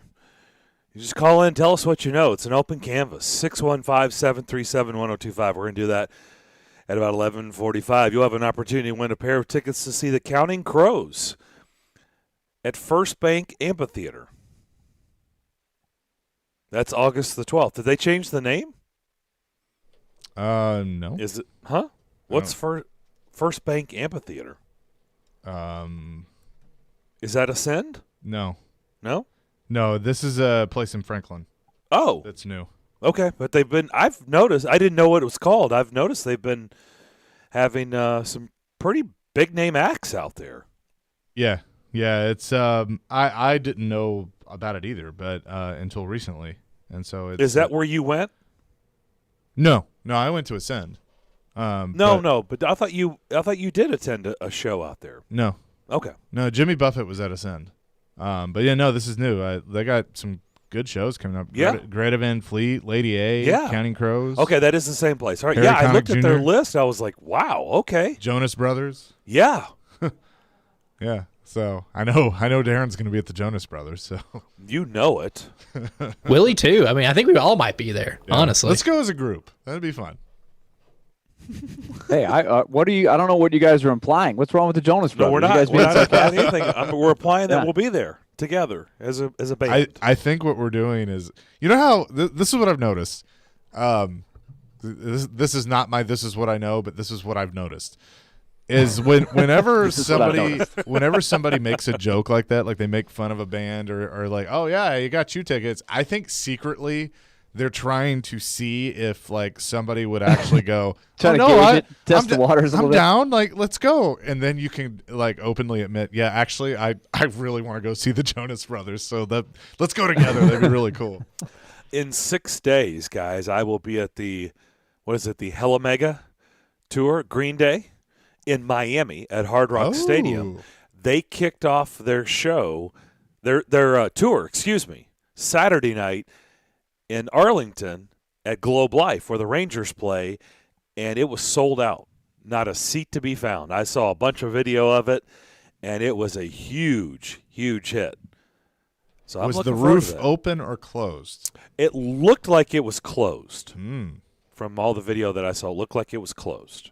I mean, that was the whole point of it, right? Probably I mean, smart move. in July, right? I mean, that's the Right. whole reason they built that park next to the old stadium is because it's so hot in July. If it was hot this weekend here, you can imagine what it was like in Dallas.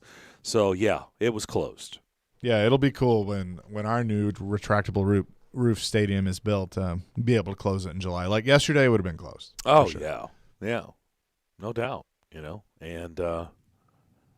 that'll be nice whenever that day happens. Because at Hard Rock, it's not going to happen. It's going to be hot. They don't have a retractable roof. But at least you have some shade. Yeah, it's a little bit covered, but it'll still be hot. But yeah, looking forward to that. So just call in and tell us what you know, and you can win some Counting Crows tickets to First Bank Amphitheater, August the 12th. That's the new place. It's getting a lot of acts there in Franklin. Okay, so let's talk about Titans training camp that's about to begin. I do think this right tackle situation is really intriguing. And I'm wondering, and I know Teron has been saying, hey, his time will come, but it's going to probably be a little bit later rather than sooner. But I do wonder, how much is Dylan Radunz really going to push?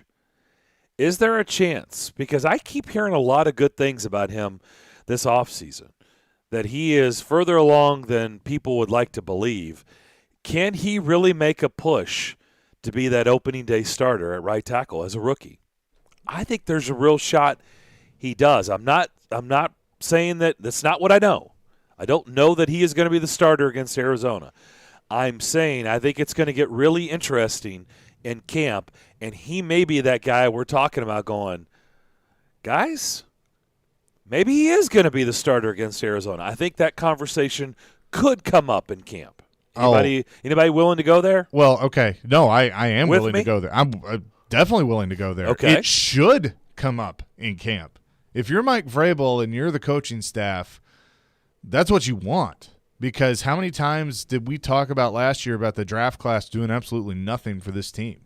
And how many times, and Darren, it's a rhetorical question because I've heard you say it, of how many times you got to see this draft class and last year's draft class make an impact and do something for this football team. So I think absolutely it could happen. It's what you want to happen. It's nothing against Kendall Lamb or Sembrilo that you've brought in here. I mean, you want competition, but you want Radens to take the job out of training camp. If you'll be happy whenever he gets there and takes it like we've seen in the past, but I think if he just balls out during training camp and he's the day one starter, that's a huge victory for you.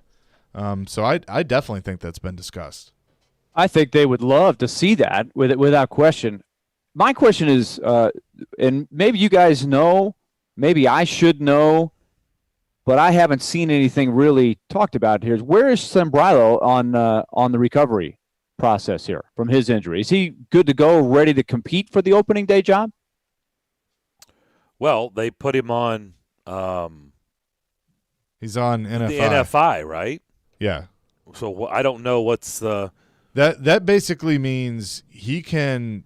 What is NFI? It means non-football injury. Correct. No, I'm sorry. He's on the PUP. He's not on NFI. He's the one Okay. that's on the PUP. So you've got Bud Dupree, Jeremy McNichols, and Sombrero on the PUP, But the which PUP is the physically in training unable to camp, perform list. Yeah, but the PUP in training camp, you could remove him almost anytime you want.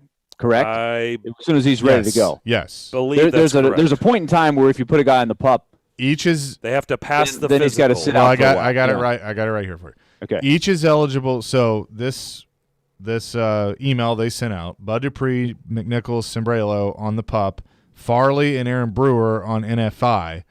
Each is eligible to return to practice at any point during training camp once they pass a physical. Yeah. That's all they have to do. Just pass. So the that Now, physical. if so they I start don't think the that really season- gives us any information No. in terms of how soon he would be ready to compete. It just tells you that from day one he might, he's going to be Right. If he not out starts there. if he starts the season on PUP, he's out for 6 weeks. I think is how it works. correct. I think that's right.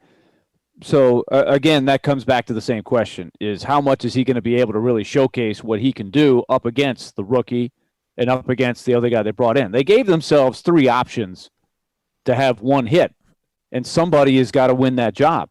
I go back a couple years ago when they had Nate Davis, and it took Nate Davis a long time. He ended up not being a factor at all Well, he was- in the training camp. He had injury. He went AWOL.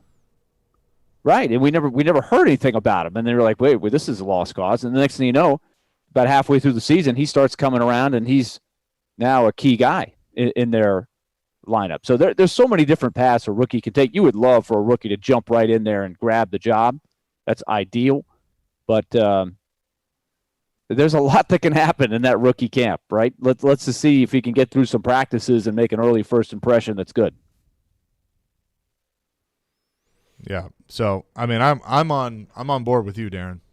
Yeah, that's what you want to see happen. But Well, I Kendall- didn't say want to see happen. I'm saying, do you really believe there is a real shot of that happening? I know they would want that to happen, but do you Yes. think there's a real shot? Because I do. I do. Yeah. No, I do. Okay. I totally do. So we both agree that there's a real shot that we could be talking about him competing for the starting job in week 1. Yep. True? Yep.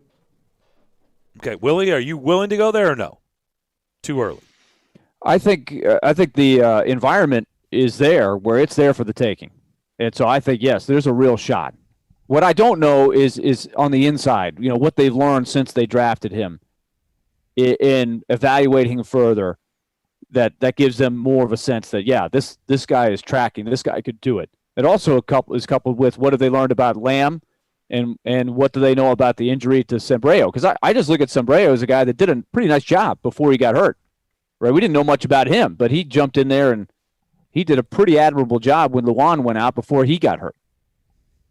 Yeah, and I mean that's the other thing. You have Sembrilo, you have Lamb, you have these guys that can be the swing tackles for you. That if Luan, one thing that we didn't ask Teron, and I know we'll have plenty of opportunities. How are they going to go about the preseason now? There are 3 games, so I would assume that the week that they practice in Tampa with the Bucks and then play them in the second preseason game, that's the dress rehearsal. That's what used to be the third preseason game. But are you going to see, a lot of these starters play in the first one at all? Or is it, going to how are they going to manage that? And obviously guys coming off of injury, that's a different conversation. But I think it's good to have some depth at that position, knowing that Luan's coming off the knee. He's got to ease back into that. Let's see what he looks like. You got a competition at right tackle, but you have guys capable of playing both sides. I mean, because we went into this going, all right, well, how do you replace Dennis Kelly? You cut him after a year being the starter, but he was also that versatile guy. It feels like they have several of those now, which is a good thing. That's a really important thing, and maybe that's what they will do with Luan moving slow. But don't you think, guys, that's a big thing too, is who is the Dennis Kelly, or the old Dennis Kelly, not the Dennis Kelly from last year, but who's the utility man that is next man up at as many positions as possible? That's something to sort out, and that's something that, when there were 4 preseason games, and that's number one can play why they have 4 preseason games, but those types of jobs that you're evaluating, that's where you really have some time to do some things with the right people, youngsters especially, or guys who are trying to prove themselves, who have been backups elsewhere. There's a valuable evaluation period during preseason games that you don't have as much of now. By the way, Dennis Kelly is still out there. Yep. Still a free agent. I was wondering that myself. Is that in the cards anywhere? Is that possible? Houston is what I'm seeing. I saw a tweet earlier today because he has a family tie to the coaching staff for the Texans. That his brother's the OC. Yeah, I think he's visiting sometime this week. It's a pretty good tie to have. It's a nice tie to have, yeah. He's got an in. Yeah. You think that'll factor in? You think? Maybe? He's got a good recommendation, a character rec he could use. Well, you think that. Maybe his brother's like, yeah, no. Yeah, well, why? They don't like you thought with what he did that somebody would have snapped him up fairly quick at the right price for what he's been a productive guy. I'm going to be honest. I'm a little perplexed by that one. I thought he would have been signed by now. So I don't know.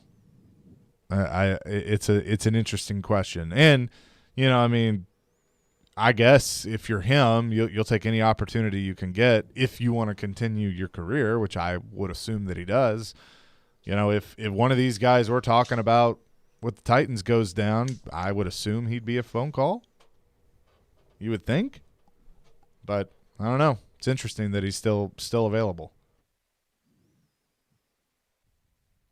especially this week, because you're kind of at the point where you're seeing guys get signed, these veteran free agents that are out there that, they're getting signed for pretty good deals as camps open up. So, and I do wonder with the clarification on the practice squad rules, if that factors in too.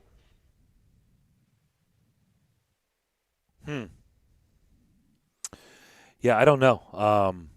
I'm looking forward to a lot of these battles beginning. And also we don't have any more clarity on some of these other things of, okay, what's the kicking position going to look like? What is the tight end position going to look like, right?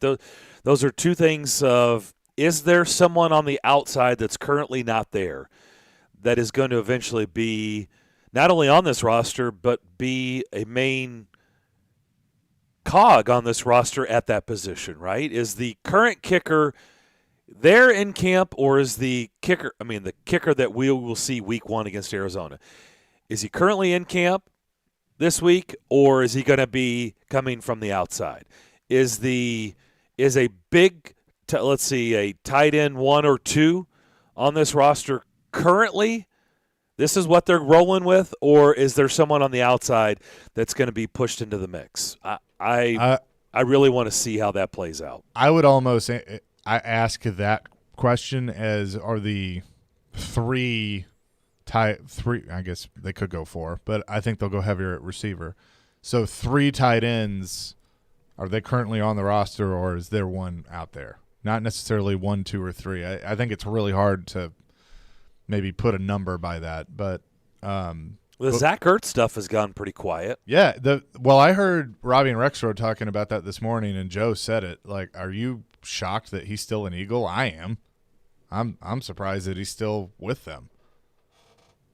So these would be the categories of questions we've been asking all summer that are still unanswered. Yeah. So I would predict in our next segment, this is what I know, that nobody will say, I know that the kicker will be X, and I know that the tight end will be Y.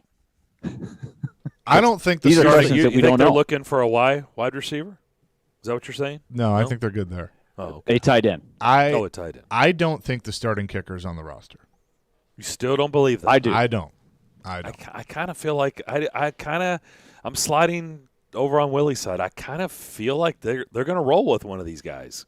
Well, they're going to try it. I think they're going to try it. This is what I know. Until terrible. preseason, they start shanking them left and right. Yeah, and then that changes everything. No question. No question. That's what happened last year. This is a precursor. This is what I know. Steven Gostkowski has been kicking and training, so I think he's available. He's available, so he could be an insurance policy. Well, there's a lot of kickers available. The question is, who do they have their eye on? You think they turn to him first?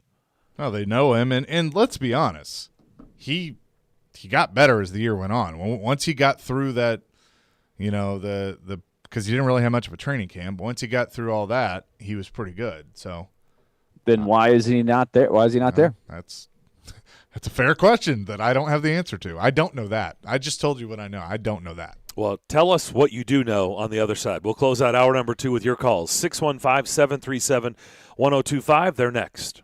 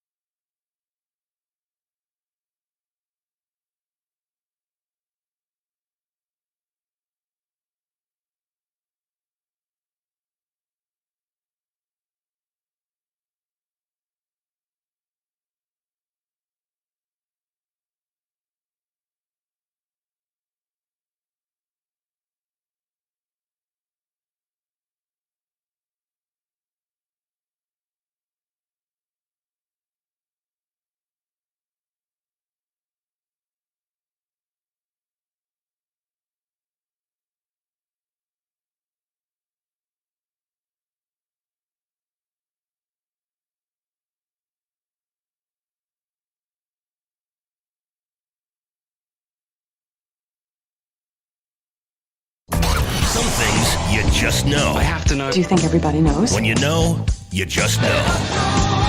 It's time to set the record straight. Join the fun on This Is What I Know with Darren, Daunic, and Chase. We do. We want to know what you know. It's really that simple. And we'll give you a really cool prize. Tickets to see the Counting Crows at First Bank Amphitheater on August 12th. But you have to call and participate. That's what we're asking you to do. You have to get involved in the show. 615-737-1025. That's our phone line, driven by WilsonCountyHyundai.com, and it's an open canvas. Paint the picture however you want. Just, keep it clean. That's it. That's all you got to do. But you're going to have to get actively involved in the show. Who would like to start? I'm ready. I would like to start. Oh, go ahead, Will. I would like to start. I went to the Nashville SC game, not this past Saturday, but the Saturday before. I watched the game on TV this past Saturday, and this is what I know. They've got something, and this is going to be Captain Obvious at the beginning. They've got something pretty special going on right now. They're thumping people on the field. They had this stretch of games where they played a lot of home games here recently. They had one mixed in the middle at Columbus, and they pulled out a tie or draw.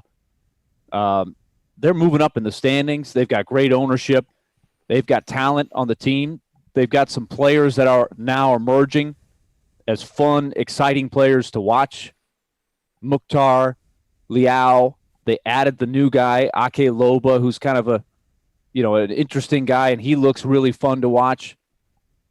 The crowd was outstanding. They keep outdoing the last biggest crowd of the year, and this is really the key part. I don't know what's going to happen from now until the end of the season, but compare what that team is doing attendance-wise and momentum-wise prior to getting into their new stadium. Compare that to the Oilers transitioning to the Titans, where this was the NFL. They didn't have a bad team. They had Steve McNair. They had Eddie George. They were competitive. And yet there was just very little buzz, relatively speaking, about the team. They struggled to get attendance, and there were reasons for that. But this team, for Nashville SC, already is building a great foundation. They've got the support groups. They've got the chants going on. They've got something happening. Think about the first game in the new stadium, what that's going to be like. They are hitting the ground running with that. I don't even think we've even seen a fraction of what it's going to be like when they actually move into that venue. It is going to be really, really exciting. That's what I know. Yeah, it was loud Saturday night when I was there working in the booth. And you know who else was there? Old Plaz. Oh, yeah? Old Plaz was there. I thought you were going to say Jayon Brown. Jayon Brown was in the middle, one of those chant sections, leading the chants. He was awesome. Yeah, he was there. there. On Twitter, he was fantastic. He had the headband on, or bandana. He had the gold jersey on.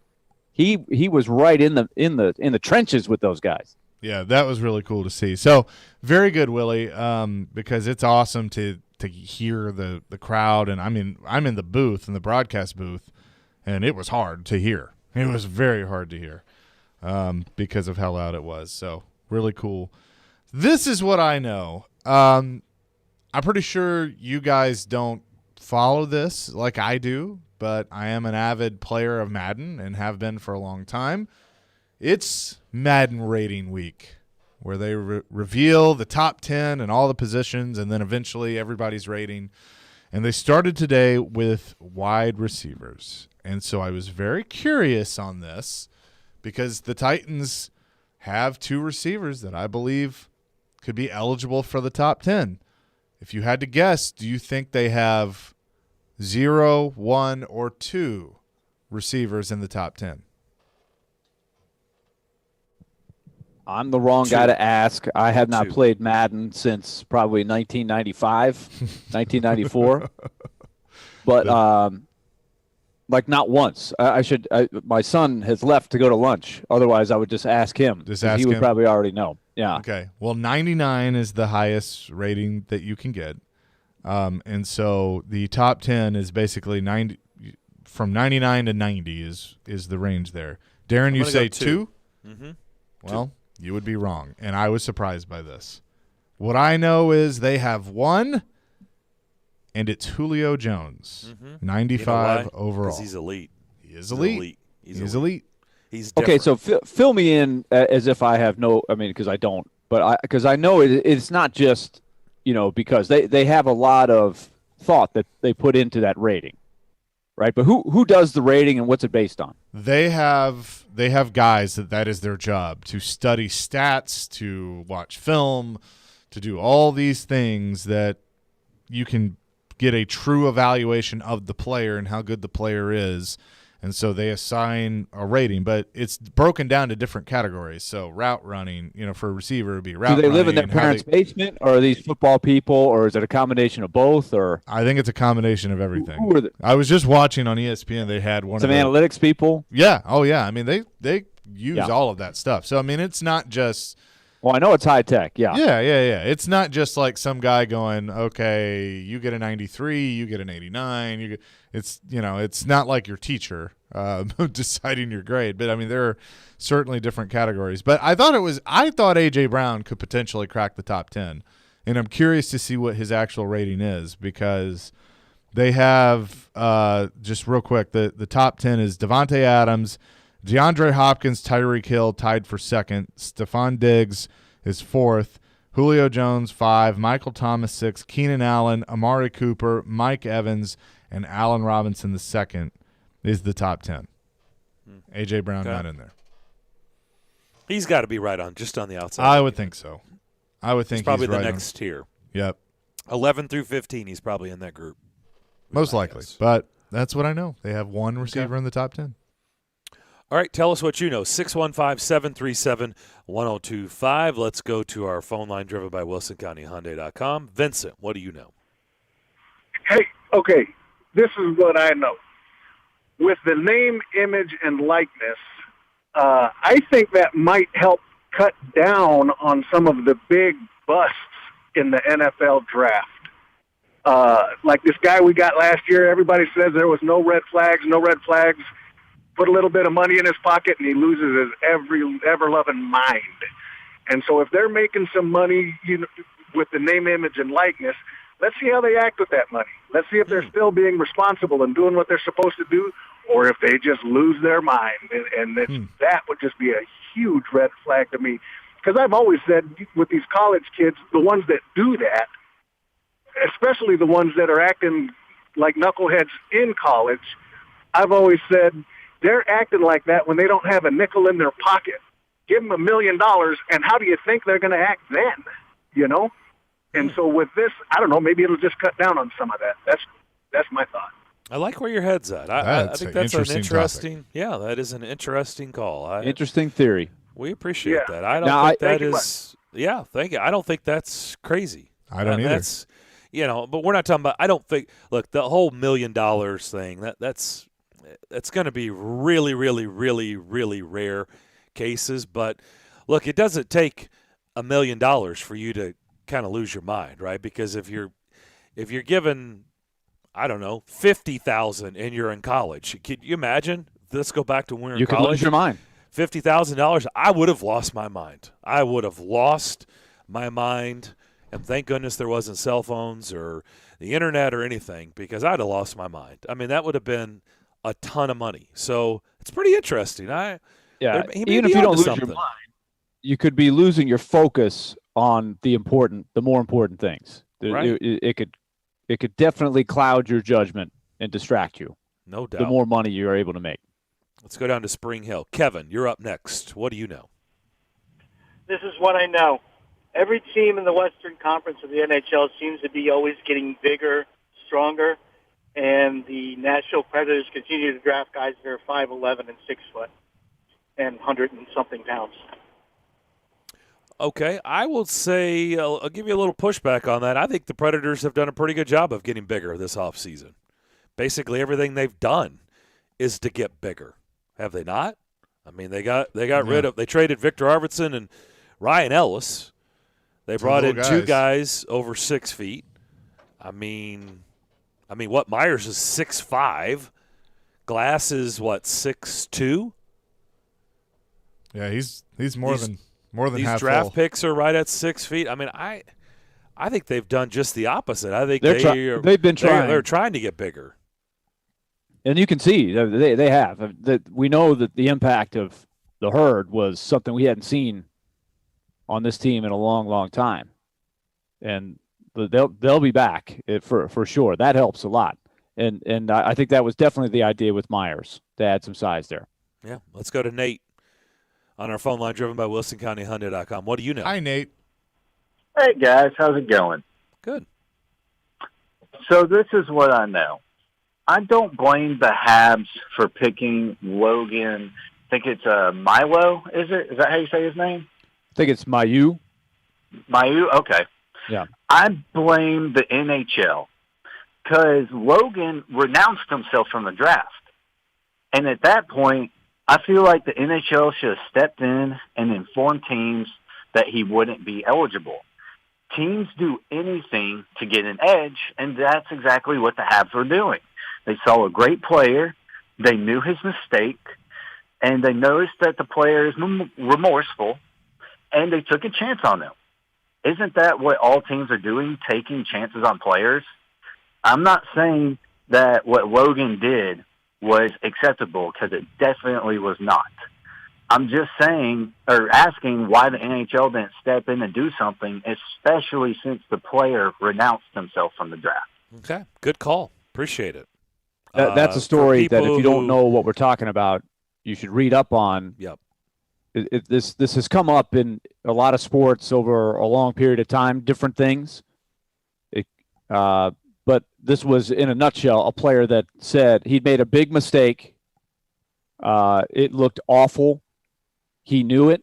And he basically said, don't draft me. I haven't earned the right to be drafted. And then the Canadians turned around and drafted him in the first round and made it worse by not having anything prepared in their press conference. I sent you guys the clip. Yeah.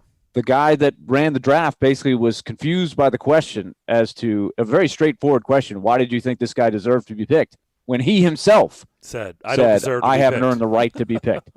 And Nate's point is really good, too. The league doesn't have a policy on this. Mm-hmm. They could have made him ineligible for a year, let him go back, make sure that he's on the right path, and maybe in a year people feel a little bit differently that he's on the path to recovery. But he did an awful thing. I'll let you guys read up on it if you haven't seen it. And some people don't think he ever deserves to get a chance to play. I think we believe in second chances for young kids, but this was not a good PR thing from any angle. All right, good calls. We'll come back. Hour number 3, we'll start off by talking to Vince Ferrara. He joins us every Monday at this time, talking all things Vols. We do that next here on the DDC, ESPN 102.5 The Game.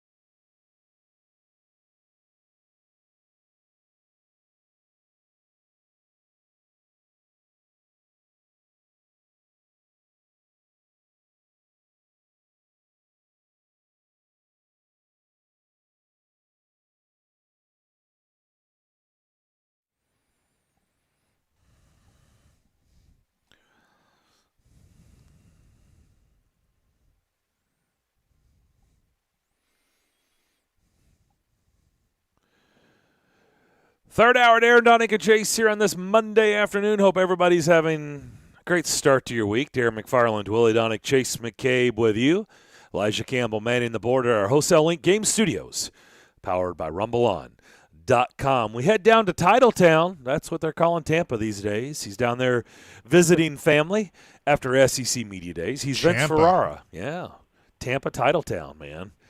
They got Champa Bay. Is that what they're calling themselves? Yeah, Champa Bay. Champa Bay. They got all kinds of nicknames. Super Bowls, 2 back-to-back Stanley Cups, and the Rays, an appearance at the World Series. So things have been well in that market. Vince Ferrara, sports animal WNML in Knoxville, now joins us. How's Tampa? Are you on a jet ski right now? Are you on a boat? No. I mean, the temperature would lead you to believe that would be the smart thing to do. But no, I just came from lunch with my mom and loading me up with just amazing home cooked meals again. So that's priority number one. Sure. In terms of activities, but no, Tampa's being Tampa, low 90s, heat index over 100, afternoon thunderstorms. It's what Tampa does. Hey, in all seriousness, though, for both you guys, if you haven't seen it, and Willie too, go watch Tom Brady's speech that he gave at the ring ceremony. Like it's awesome. It is something that everybody should pay attention to. Just the message there. So I highly recommend it. Chase, I haven't seen that, but I watched them with James Carden. That the ride along singing that they do. They played golf and. Man, that was just so much fun, so cool to see him out of character. He's singing songs, and that's just amazing how Tom Brady just now in Tampa is letting this personality out for everybody to witness, and he's enjoying the heck out of himself. Good for him, man. After just being so stoic and robotic and about the Patriot way for so long. Yeah. It's the face turn. He went from heel to face. Well, right. I don't know if he's lost the heel tag. I'm not sure about that because there's still people that will forever dislike Tom Brady. But it is a direct reflection of, I guess, I mean, he is telling us without telling us how he felt about how basically he was kept under wraps for 2 decades in New England. True? I would think so. You wonder how much of it is just, hey, I'm at the end of my career. Let's let loose a little bit. Okay, fair. Want to do the right thing, so maybe there's a little bit of that at play. But I think that has always been in there. Maybe some Patriots will say that's been Tom Brady, but maybe he just didn't put it out there publicly like he's willing to do now. Yeah, good point. SEC Media Days is over.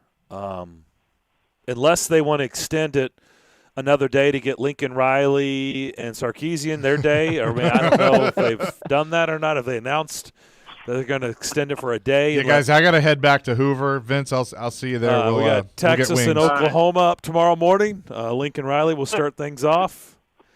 What your overall thoughts before we get into that element, just your overall thoughts of the 14 teams that were at SEC Media Days this year. I thought that it was really controversy-free. I think Eli Drinkwitz might have maybe had the most notable sort of shot at somebody else when he said that he hopes that it snows when Florida goes to their place so Dan Mullen can really have something to complain about. So wow. Rare. Yeah, but by the way, Jimbo really, Fisher had a little shot too. He's like, well, I think some people in this league have already been doing NIL before NIL. Yeah, he did take that little shot. Yeah. And when they brought up Texas and Oklahoma, he's like, well, yeah, why wouldn't they want to join the SEC? So, I think everybody's plan was to just remove controversy. You had 2 players instead of 3 for every team. I think they need to maybe strategize day 4 a little bit more. You guys brought up Texas and Oklahoma.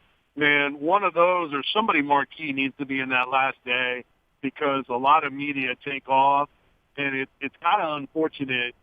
Some of those players that maybe are more nondescript, some good players there, but not household names, and the room is more than half empty in that main room, and the moderator is asking for questions, and it's crickets, and he's having to fill in with his own questions to buy time for people to ask questions, and it was a little tough for some of those guys to have to be in there for that, and that's because we're not used to the players being in that setting, right? Normally there's the breakouts in that main room, or you can get a little bit smaller group in the electronic room. So people that are working on specific types of stories or angles, they can ask them in a smaller setting as opposed to bogging down everybody with your question that maybe won't be mainstream for that everybody else might not care about. Like I asked a fair amount of coaches and some players, about things with Tennessee angles that I wanted to learn. That's something that everybody else didn't normally have to hear. I could do it on a smaller setting, and then I could put that information out. Or somebody writing a story on a specific angle, they don't have everybody else around the country now hearing that quote, putting it out before they have a chance to put it out themselves. So it's just those little strategy things that were a little bit tough. But, I think it was controversy-free, and, no one really stood out as terrible. I will say Brian Harsin from Auburn, he had a veteran-like filibuster with his main room. He went 30 minutes and ended up taking just 3 questions. Smart. Smart. Yeah, he hit every topic out there in his opening statement. Then when he got a question, he'd go on for 2-3 minutes. Before you know it, no chance for some real tough questions. And so I think people were a little frustrated at that. But we've seen Ogeron go through the entire QD before. So that stuff will happen. But I thought it was a good week. Just need to do something with that 4th day to sort of spread it out. And hopefully they're not thinking, hey, let's spread this out to 5 days, because that's not happening.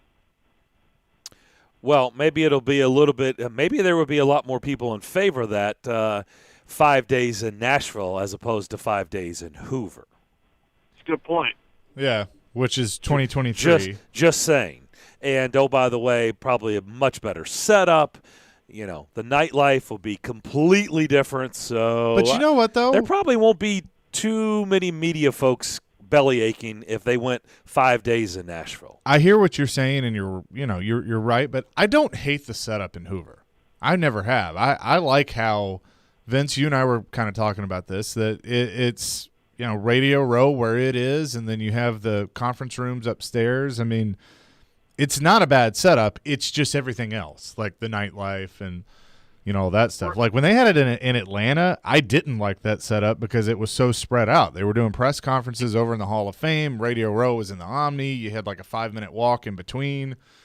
So I do like the setup in Hoover. Well, they've outgrown Radio Row in Hoover. It's not a very good setup. Like the main room and upstairs is fine. Downstairs is just not. It's not compatible to where it is today. It's not just good. not. Well, they had half the stations. They had 21 stations.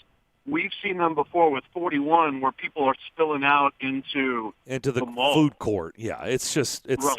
Radio Row is silly. So I'm going to disagree on the lower half, Chase. The lower half is not compatible. The upstairs works, downstairs does not. And it was easier to maneuver and get to places with I think it was 700-ish media is what I believe Jimmy Himes told me. And we've seen them go, 1,100, who knows, maybe even 1,200, I think is the max they've had. So that's a lot less people. It's more manageable. So you could breathe this time. I'll say one other thing about Radio Row that was a little bit better this year than maybe what you guys have experienced in the past is they scheduled every head coach to do Marty and McGee on the SEC network in a room that you had to walk through a little bit of Radio Row to get to that conference room. So I think that was helpful. And I told both Marty Smith and Ryan McGee this. and I gave them credit for it. It's like, cool, we'll take it.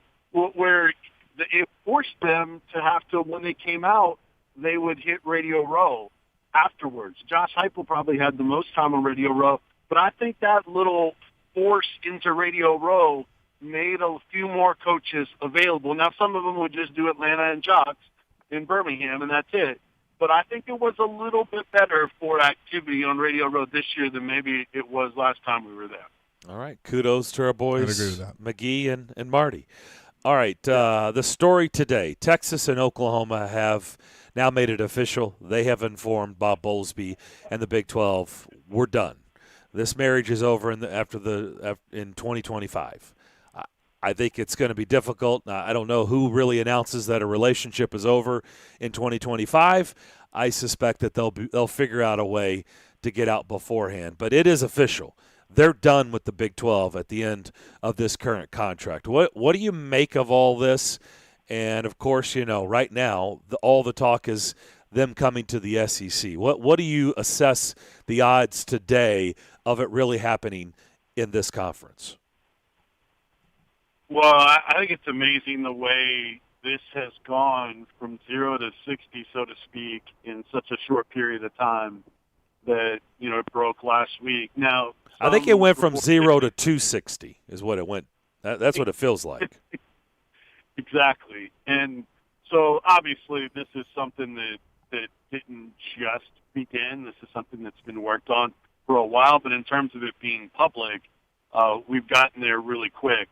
When I first heard the news, I was a little bit skeptical, but the more you read, the more you talk to people, the more you think about the increased revenue that the SEC is going to get, the power that the SEC wields.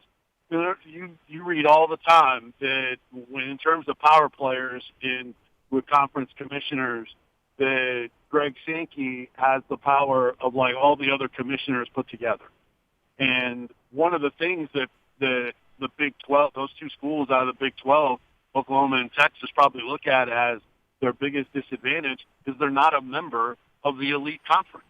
And now with their brand, if they can also sell the SEC, I mean, goodness, then you're going to have even more of a separator with them and everybody else. I mean, who knows what the trickle-down effect is, but the money that's there with the TV contract that'll be 3 or 4 times with the deal that the SEC has with ESPN and Disney, and the grant of rights deal that expires to where now there is additional money there that they can multiply. I would expect now. I do think it's going to happen in the SEC, and I would expect in line with all of the college football playoff moves where before the last rotation, they're going to get out of that deal and I think implement the college football playoff. I would be surprised if in sync with that this move didn't happen at the same time versus a 2025 down the road. So it's crazy, but I do think that's where we're headed. And look, people are like, oh, well, it'll be a 13-1 vote in the SEC to approve it if it hasn't already happened behind closed doors. But my thing is the SEC, the way they do this, and they always want to be presented all on the same page. If Texas A&M is the one dissenting vote, they're going to vote again and tell Texas A&M, you're voting for this, but it's going to happen anyway. So we're presenting a 14-0 vote. So suck it up. We know what you want. This is how it's going to go out publicly. Even though everyone else will know, they want to present and they always have, they want to present that unity within the conference, which is part of what helps make them so strong, along with everything else, of course. Vince Ferrara is with us. Vince, tell me, take the money out of it and put that aside for a moment. The obvious answer is everybody gets more money. Tell me where you think Tennessee benefits from having Texas and Oklahoma in the league. It's a great question, Willie. The direct benefit, I mean, the league is even more marquee. So, you have those other brands to sell that you'll go up against. And, as a lot of coaches would say, these are the kind of games that you come to Tennessee for, to play those type of teams.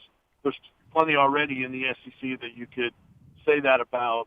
I think potentially would be to maybe, depending on how all the divisions would shake out, that maybe you'd have a little bit more of a variety to your schedule rather than what a lot of fans really cringe about, and that's having to play Alabama every year. Now, I think one of the plans, the easiest plan to realign the divisions would be to put Oklahoma and Texas in the West, move Alabama and Auburn to the East, and move Missouri out West, and then that's how you do it. But some people are like, okay, so you're going to have Alabama, Georgia, and Florida all in one division, and then Oklahoma could have a free ride in the conference championship game. I've seen that theory out there. But then you still have A&M, you have Texas A&M, LSU. I mean, who knows? There's still some good teams out west. But if they were to do it another way, is if you do that, then you would add a conference game, and I think also remove the crossover game. So maybe there could be a way to not have as brutal of a schedule every year, which is strange to say when you're adding those kind of teams. But I that would be the one thing I would think of, and just the increased revenue. Tennessee has the biggest deficit, not deficit, but the smallest reserve in the SEC at last check. So you're bringing it, you're multiplying those dollars, you're increasing the brand even more. You're going to spread that wealth out, and Tennessee might be able to catch up. Of course, everybody else is getting just as rich or even richer, but at least you can make up some ground. So those would be really a few of the first things that would come to mind. Yeah. Okay, let's get more specific. Let's just look at football. Does Tennessee have a better chance, a better pathway to a league championship and a national championship with these two teams in the league? At first thought, no, because if that scenario happens with Alabama and Auburn in the East, the answer is no. I mean, they've had an open door that they haven't been able to bust through. As we know, during the Butch Jones era, when the East was down, they couldn't do it then. When now if you would have Alabama and Georgia in the same division, I mean, good luck with that, unless you drastically change things and you can get close to their level in terms of recruiting. And they're a long way from that now. So, no, I don't think that path would be easier to win the division and win games. So, and now, who knows, maybe there's another way. I've seen like a 4-team pod type of things to where maybe you could be a little bit easier and get a different path there. But no, Willie, at first thought, I don't think this helps Tennessee win a division or the conference. So it just seems to me, and I don't want to take all the time because there's so many Tennessee things we want to get to, but it just surprises me that everybody's jumping to say, yes, let's bring them in there because they're clouded by the money. But as far as competitive advantages, is it better? I don't know. The answer is yes in a lot of cases. You just made the case for Tennessee. You can go down the list of about 8 or 9 teams, I think, in the league already, who I don't know if they're going to have a better pathway to success in football. But let's leave it there for now. Chase and I were talking, Vince, on Friday about how Tennessee went through the entire media day and really didn't get into any specifics of where the investigation is, the self-investigation, what could be coming around. I was surprised that there weren't more questions asked to Josh Heupel. Of course, he just came in. He inherited it. But the absolute mess just weeks before Danny White and then Josh Heupel were hired, it was like they waved a magic wand to have everybody just not even focus on it. And then that very day, there was an article that came out. What clarity did we have in terms of where the self-investigation is right now? Well, Josh Heupel was asked about it in the local avails, and I think he might have done one other meeting or setting that might have come up, and he basically alluded to it getting close, and they think that they'll have some clarity, and he made sort of a 1-year type of reference without exactly saying that. That's the way it was kind of interpreted. So, it sounds like that's where they're headed without him exactly spitting that out. They're wrapping this up. They're getting close, and then there might be a 1-year type of self-imposed penalties, and then they can hopefully move on. Now, there's no guarantee of that that they're going to, be able to self-impose for 1 year and then have it be over with. Sometimes that's good enough. Other times it's not. And then just hearing whether it's good enough or not from the NCAA is a completely different timetable. But I think whatever it is, they need to figure this out quickly, because I'm sure he's telling the university administration that this continues to hang over their head, and it is a challenge. I think he's admitted that, but they feel like they have other things to sell about the university. And then, oh, by the way, it's still been very expensive for them overall this time. So I think they're getting close, but whether they'll be able to turn the page on it quickly when they do technically finish is still unknown. We're talking to Vince Ferrara, 99.1, the sports animal in Knoxville, joining us every Monday at noon. I was very impressed talking to Alontae Taylor and Velus Jones Jr., but especially Alontae Taylor, of just the leadership qualities that he has for that defense. And so much is discussed about the offense and what it's going to look like under Josh Heupel. But what about that defense? They lost a lot on that side of the ball. What can we truly expect as camp approaches and the season approaches? Well, there's a whole ton of questions on that defense. And I know when that all-SEC team came out, I know that had to really hurt even more for Tennessee fans. They saw 3 guys there, and Taylor was one of them. I believe 13, Paxton Brooks or Hunter's second team, and then Cade Mays on the offensive line as well. So, but Henry Toto, their starting linebacker the last 2 years, his first team at Alabama, where they had all the linebackers represented there. And, they just don't have any proven playmakers there whatsoever. Very few games played. Well, they have some games played, but they might not have any starts. I have to double check on that, but very little experience. And they've had guys suspended, guys with spring. Just a huge question mark about this team there at that linebacker position. Did have a transfer in from Texas, transfer in from Michigan. So it's still a very thin group. We expect them to be multiple on defense, probably more of a 4-man front than the 3-man they did before. Personnel and opponent will probably dictate a lot of that. But it's hard when you want to be so multiple on defense, but yet you want to be simpler than what Pruitt did with these guys. So you're going to do all these different things, but then you want to simplify at the same time. So that's a challenge. And they don't have difference makers on the defensive line. A lot of turnover, bodies coming in and out. Secondary with Alontae Taylor, probably, one corner is where you feel best about.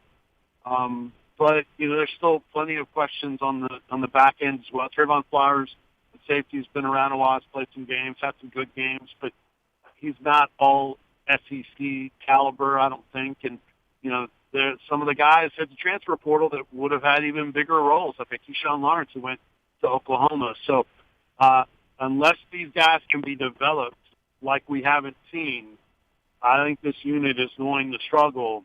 And what we saw in the spring, even though there are a lot of guys missing, I think will be in sync with what the season will look like. The offense will be improved and they'll put up points, but the defense will also give up a ton of points.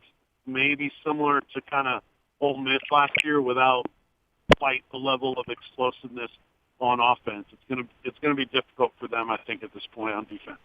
Real quick, before we let you go, order of finish is always a fun topic of conversation. Where do you have the Vols in your order of finish in the SEC East, and then just give us the highlights from the East and the West? Yeah, I had them exactly where the SEC put them. The only difference in the East, I had them at fifth. The only difference I have in either division from what the SEC media had predicted, which I guess is not a good sign, but based on the track record. But the only difference is I have Missouri 3, Kentucky 4, strictly, even though they're very close, strictly based on Bazelak, the quarterback from Missouri, a lot more trust in him than what Kentucky brings to the table. Both of them fairly easy schedules. But Georgia 1, Florida 2, then a little gap to Kentucky, Missouri, Missouri 3, Kentucky 4, then Tennessee 5, then a gap to South Carolina 6, who I don't think has a very good roster at all. I think South Carolina will be closer to Vanderbilt at 7 than Tennessee at 5. And then in the West, exactly the way they had it laid out. Alabama 1, A&M 2, LSU 3, Ole Miss 4, Auburn 5, Arkansas 6, Mississippi State 7. I think some people are overestimating Mississippi State because they had some decent numbers defensively last year. I'm not as crazy about their quarterback, and I don't think they're going to be as stout defensively this year. So I had it laid out, and then of course Alabama chalk, but that's going to happen, and I think that would be the only play. How about people picking South Carolina to win the league? Oh, come on. There are some others. I think Kentucky might have gotten a East Division pick. I mean, some of these people just trying to be different and just going way off the bar. I mean, stop it. It's silly. Well, I'll tell you this. I did have Kentucky second in the East, and my rationale there, here's why. My rationale on that was I think Florida's schedule is going to get them, and so I think Kentucky could get that position just by default. I think their schedule is much more manageable than what Florida has to do. So that was really my rationale there. Yeah, it typically is, and Florida lost a lot and questions at quarterback. So, yeah, I get that. But sometimes Dan Mullen's best coaching jobs is when people don't think he's got as good of a team. True. Did that at Mississippi State, his first year at Florida. So I kind of give him the benefit of the doubt that he'll figure some things out. Yeah, absolutely. All right, Vince, thanks for the time as always. We'll do it again next week. Enjoy Champa Bay. Certainly will. Get some vitamin D, some sunshine, and bring it back. Thanks, guys. Absolutely. Vince Ferrara, 99.1, the sports animal in Knoxville, joins us every Monday at noon as football season is approaching. Cannot wait for that. We'll have much more coming here on Darren, Daunic, and Chase, ESPN 102.5 The Game.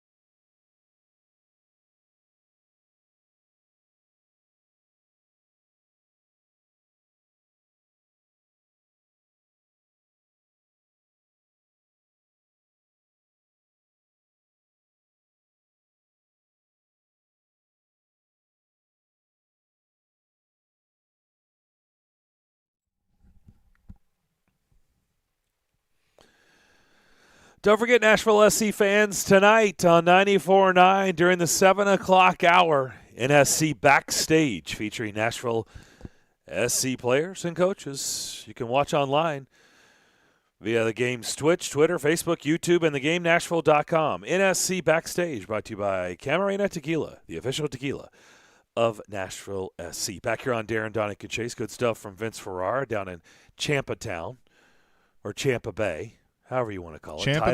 Titletown, Champa Bay, whatever the heck you want to call it. But they've been doing a lot of celebrating down there.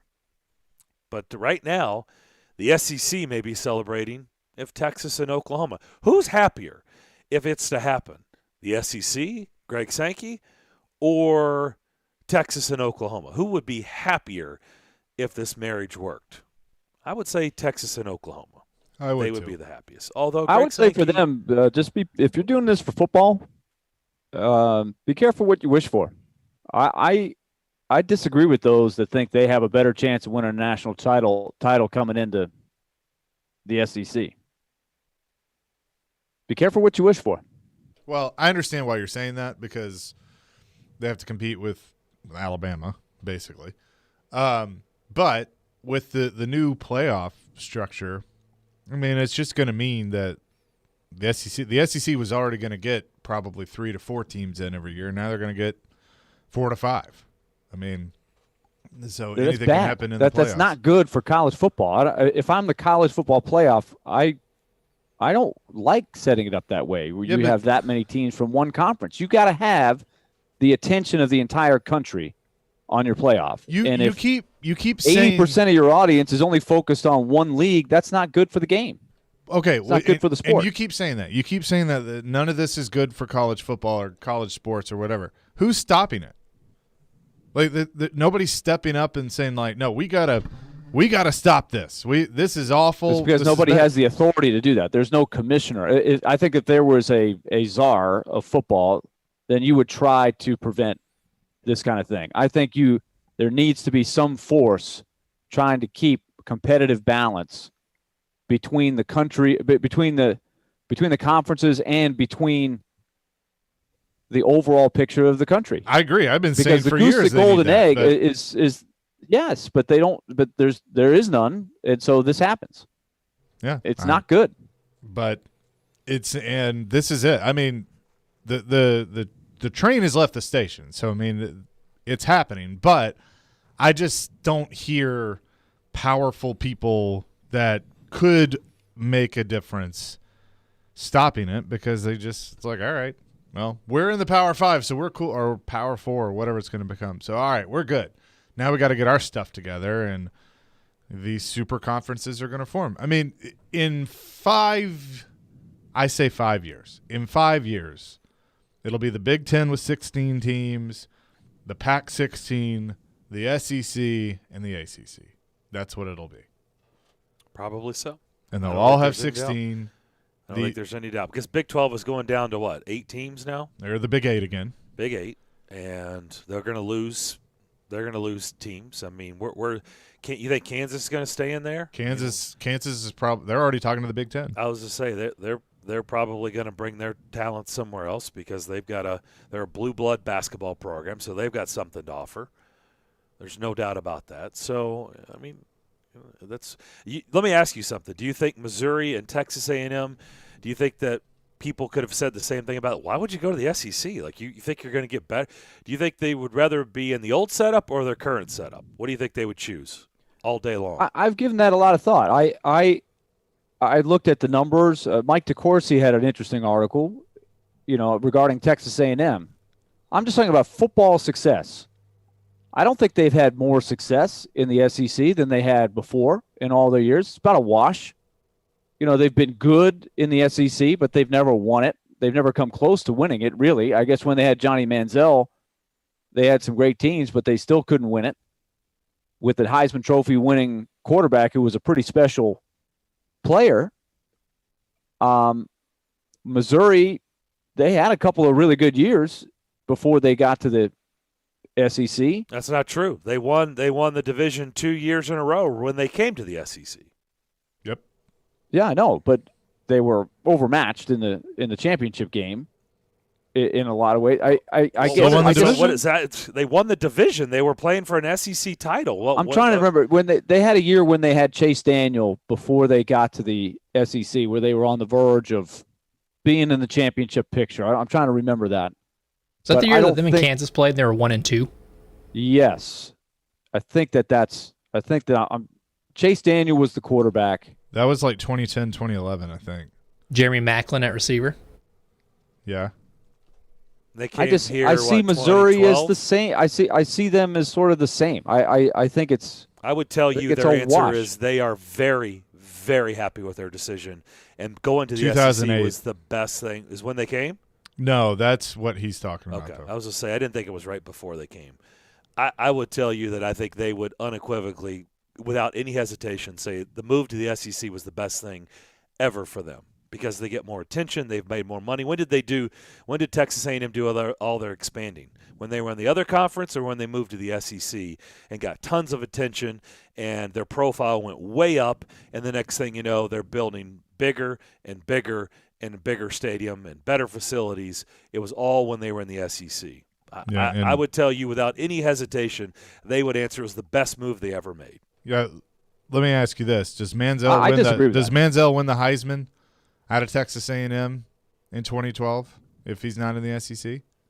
Probably not, because he beat Alabama, and that's what started that humongous leap towards that discussion, beating Alabama in Tuscaloosa.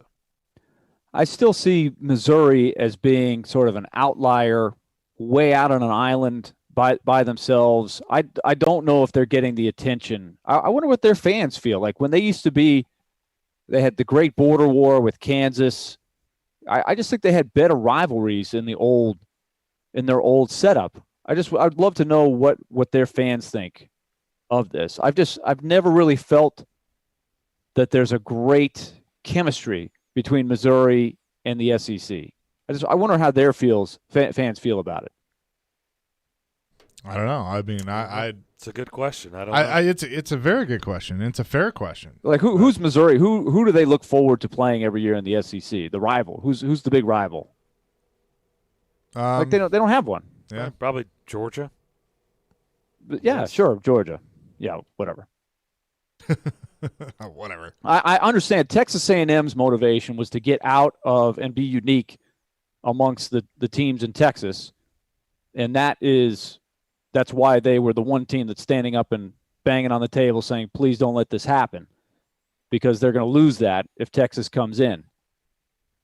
But I still, they have not, they're pumping resources in. They've got all that stuff, but wouldn't they have been doing that anyway? They've always been a major player in why college weren't they football. doing it? They did it when they came to this conference, so why weren't they doing it before? They did do it before. Really? They did it. They $300-400 million. They were a very before SEC. Relatively speaking, they've always been a big dollar, high profile, major college Division I program. It was just in the Big 12 and not in the SEC. I would say they had the 12th man. They played on New Year's Day bowl games. They played in the Cotton Bowl a lot. They've had a lot of success. Okay. But they still did it. I haven't seen are they in the national championship picture this year? And now you add Texas and Oklahoma to it? Yes, they are. Actually, they are. They are. That is true. They're in the national championship. But before they ever played a game. But we'll see. It's all got to play out. But their team is loaded, and they feel very good about it. Does that mean that's going to translate? I have no clue. But I'll tell you right now, they are in that discussion. Yes. Yeah, I mean, this goes back to, and again, you're entitled to your opinion, Willie. But you want to say it's bad for college football. What's been the benefit for Texas A&M and Missouri? And they still did it. They made that decision that hey, this is going to be better for us. And I bet if you asked people in the know at both those schools, A&M especially, they're going to sit there and they're going to go, yeah, we absolutely are glad we did it. We don't regret it at all.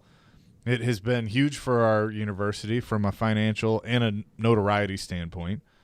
Because even if you're one of the worst teams in the league, just to say, hey, we're in the SEC pulls a lot. I mean, that matters a lot. So, and I think for other sports you'll see a benefit too. Even though, Missouri basketball, I think has benefited from it. They didn't have the teams that what year was it they were in the tournament that made that run, and Austin Huff was here about to lose his mind. Oh, was that the Norfolk State loss? They were a 2 seed? That might have been it.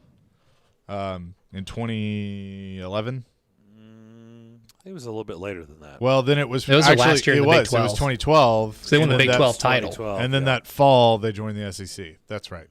Yep. That was it. I think they've had a lot more success when they were in the big back in the day in the Big 8. I look at Nebraska. Has Nebraska been have they benefited from being in the Big 10? I just think the old Big 12 was better than this new picture that we're looking at here as we keep evolving towards 16 teams. All right, we'll come back. I think better for the individual teams and for college football in general. We'll wrap up hour number 3 on the other side. Darren, Daunic, and Chase, ESPN 102.5 The Game.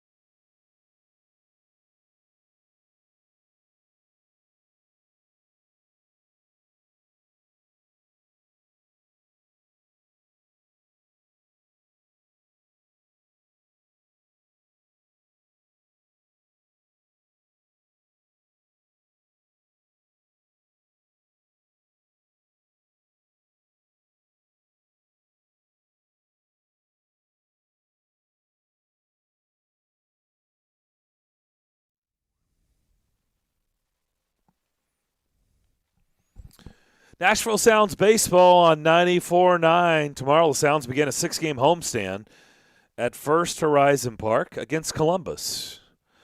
AAA affiliate for the Cleveland Guardians. Sounds baseball on 94.9, presented by 312 Pizza Company and Farm Bureau Health Plans. You sound so defeated with that.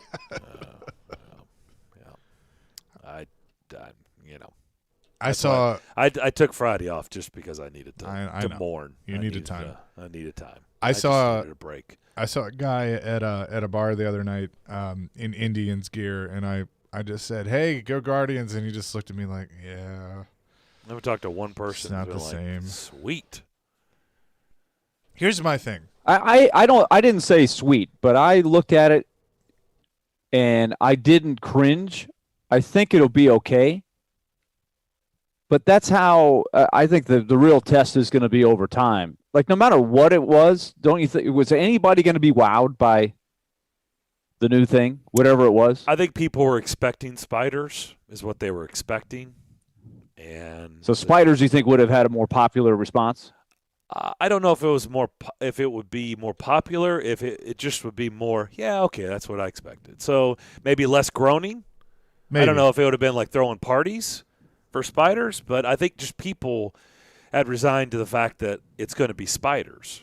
And then they came out of left field with Guardians. I think they came out of right field. Or right field. My whole issue with it wasn't necessarily calling them the Guardians. Well, if you read the story, actually what you said is correct, because the way the stadium is configured, they're the guardians of traffic, and so right field would be appropriate. Okay. Well, how about that?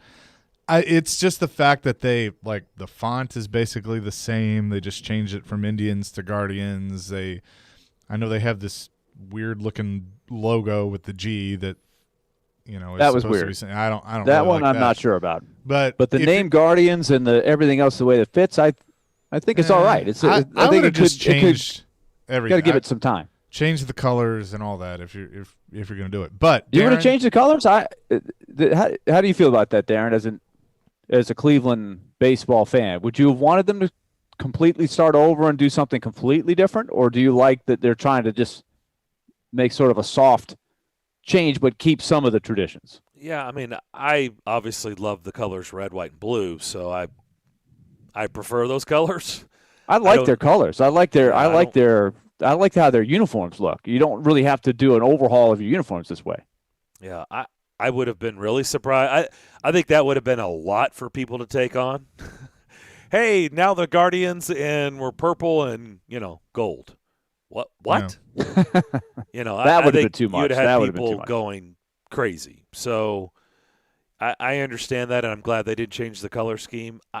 I don't know. I mean, I think we've talked about this so many times on the show. More times than not, you change anything, and people initially are going to go, I hate it, right? Oh, my gosh, I hate it. Of course, there's always that group on Twitter. Rarely, whatever it was, this is terrible. Rarely do the masses go, love it, absolutely love it. I mean, rarely, right? And so you would expect typically for it to come out and you'd be groans, which I had groans, and I cried for 2 days. But I'm over it, as you can tell. I'm past it. You know what's going to help you? I did this for you. I made some calls Tequila? over the weekend, and I got the people with the Cleveland Guardians to send me an advance copy of the new song. And I think the song is going to get you fired up. This could cheer you up, Darren. Guardian. Fever. It starts from the very first inning. Guardian. Fever. Each game is a brand new beginning. It's the hits, the homers, the double plays. It's how you feel when we win. So catch Guardian. Fever. Be a believer with the Cleveland Guardians. So is that going to be for the fall? Is that going to be? That's got to be. The new theme song? That's your underdog theme. Okay. I don't know how I'm going to feel saying be a believer, because I'm not sure I'm going to be a believer. Give it a month or two, you'll be a believer. Get used to it. Guess it'll depend on my record. Were they? So this is what I don't know, because I have never been to, and I guess if I'm going to go to an Indians game in Cleveland, I got to get on it. But I've seen them play in Cincinnati, but I've never seen them in Cleveland. Do they actually play this song still? No, I don't think they've played that for years. That's from way back. I in the haven't 80s. been to a game there in a long time, so I don't know. I mean, it's not like if you play it, the people were going to be going, "What is this?" I mean, everybody knows the song. Do they still play it during games? I don't know. Like I said, I have haven't no been idea. there in a while. Okay. I was just curious. I really have It's no a idea. fantastic park, especially for the age. Opening in '94. I mean, you would expect it to be Progressive outdated. field. You The know? Jake. Yeah. But it's a great ballpark. But I don't know if they still play that. Well, they've probably taken care Maybe of in the it. pro shop you hear it when you're standing in line to buy something. Oh, I don't know. I don't know. Was that not? Wasn't that song from the '80s? Wasn't that like pre Jacobs Field? Oh yeah, I had that it on. Sounds like I had maybe that on a 70s. 45. Yeah, I had that song on that's vinyl. going way back, right? Yeah, I so I don't played know that how on a- long it lasted. Yeah, I played that on a record player. That song. It was on the same. You think I'm joking? I'm not. I had it on a 45. It was on the same greatest hits album as Meet the Mets. You could get them both. Yeah, San Diego Superchargers, that was in there. Wow. Great fight songs. Sure. Those were when great songs, fight songs were invented that decade. Hey, Tampa Bay. The Bucks know how to shine. Sure. I love those. Like, they're so cheesy, but they're so good at the same time. Like, they're like the Houston Oilers and Miami Dolphins use the exact same song. They just change the team names. But it's so awful and cheesy that it's great. Willie, we've got a mutual friend that's just blowing us up. Texting. I mean, he's killing us. He's all over there's us. been Yeah. like 69 texts during this little segment here. Nice. He's a diehard Cleveland guy through and through, and the emotions are still running high. I mean, he is right. He is 600 over 500 is his numbers right now. He is running on tilt. He is running. Sky high is a good way of putting it. All right, we'll come back. We'll switch gears. We'll talk a little hockey to begin the fourth and final hour of Darren, Daunic, and Chase. That's next.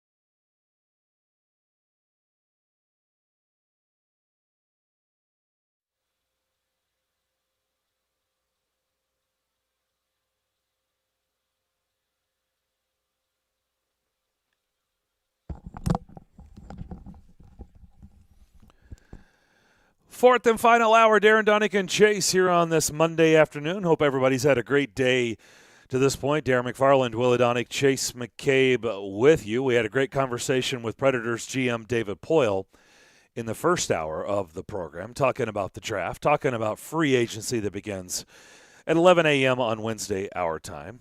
Now we bring up somebody to start the final hour, Sam Cosentino with Sportsnet. He was a part of the NHL draft coverage on Friday and Saturday, and he did a really good job with all that, and he now joins us. Sam, how you doing?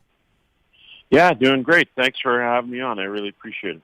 Yeah, you did a really good job. I enjoyed your coverage, adding to the coverage of this NHL draft. What did you think? How did it go with the perspective that you had?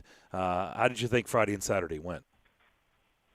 Yeah, I mean, I enjoyed it. It's a labor of love. It's a lot of live TV over 2 days, especially day two. But I think that will change a little bit if and when we get back to normal, hopefully in Montreal next year. But the buzz surrounding, night one it's awesome. You don't get that same feel not being there live and in the rink. But it's kind of cool that I think that a lot of the kids are, they get the camera set up in their house. You get that family dynamic where you wouldn't be able to travel, 30 or 40 people to an event that's at a rink.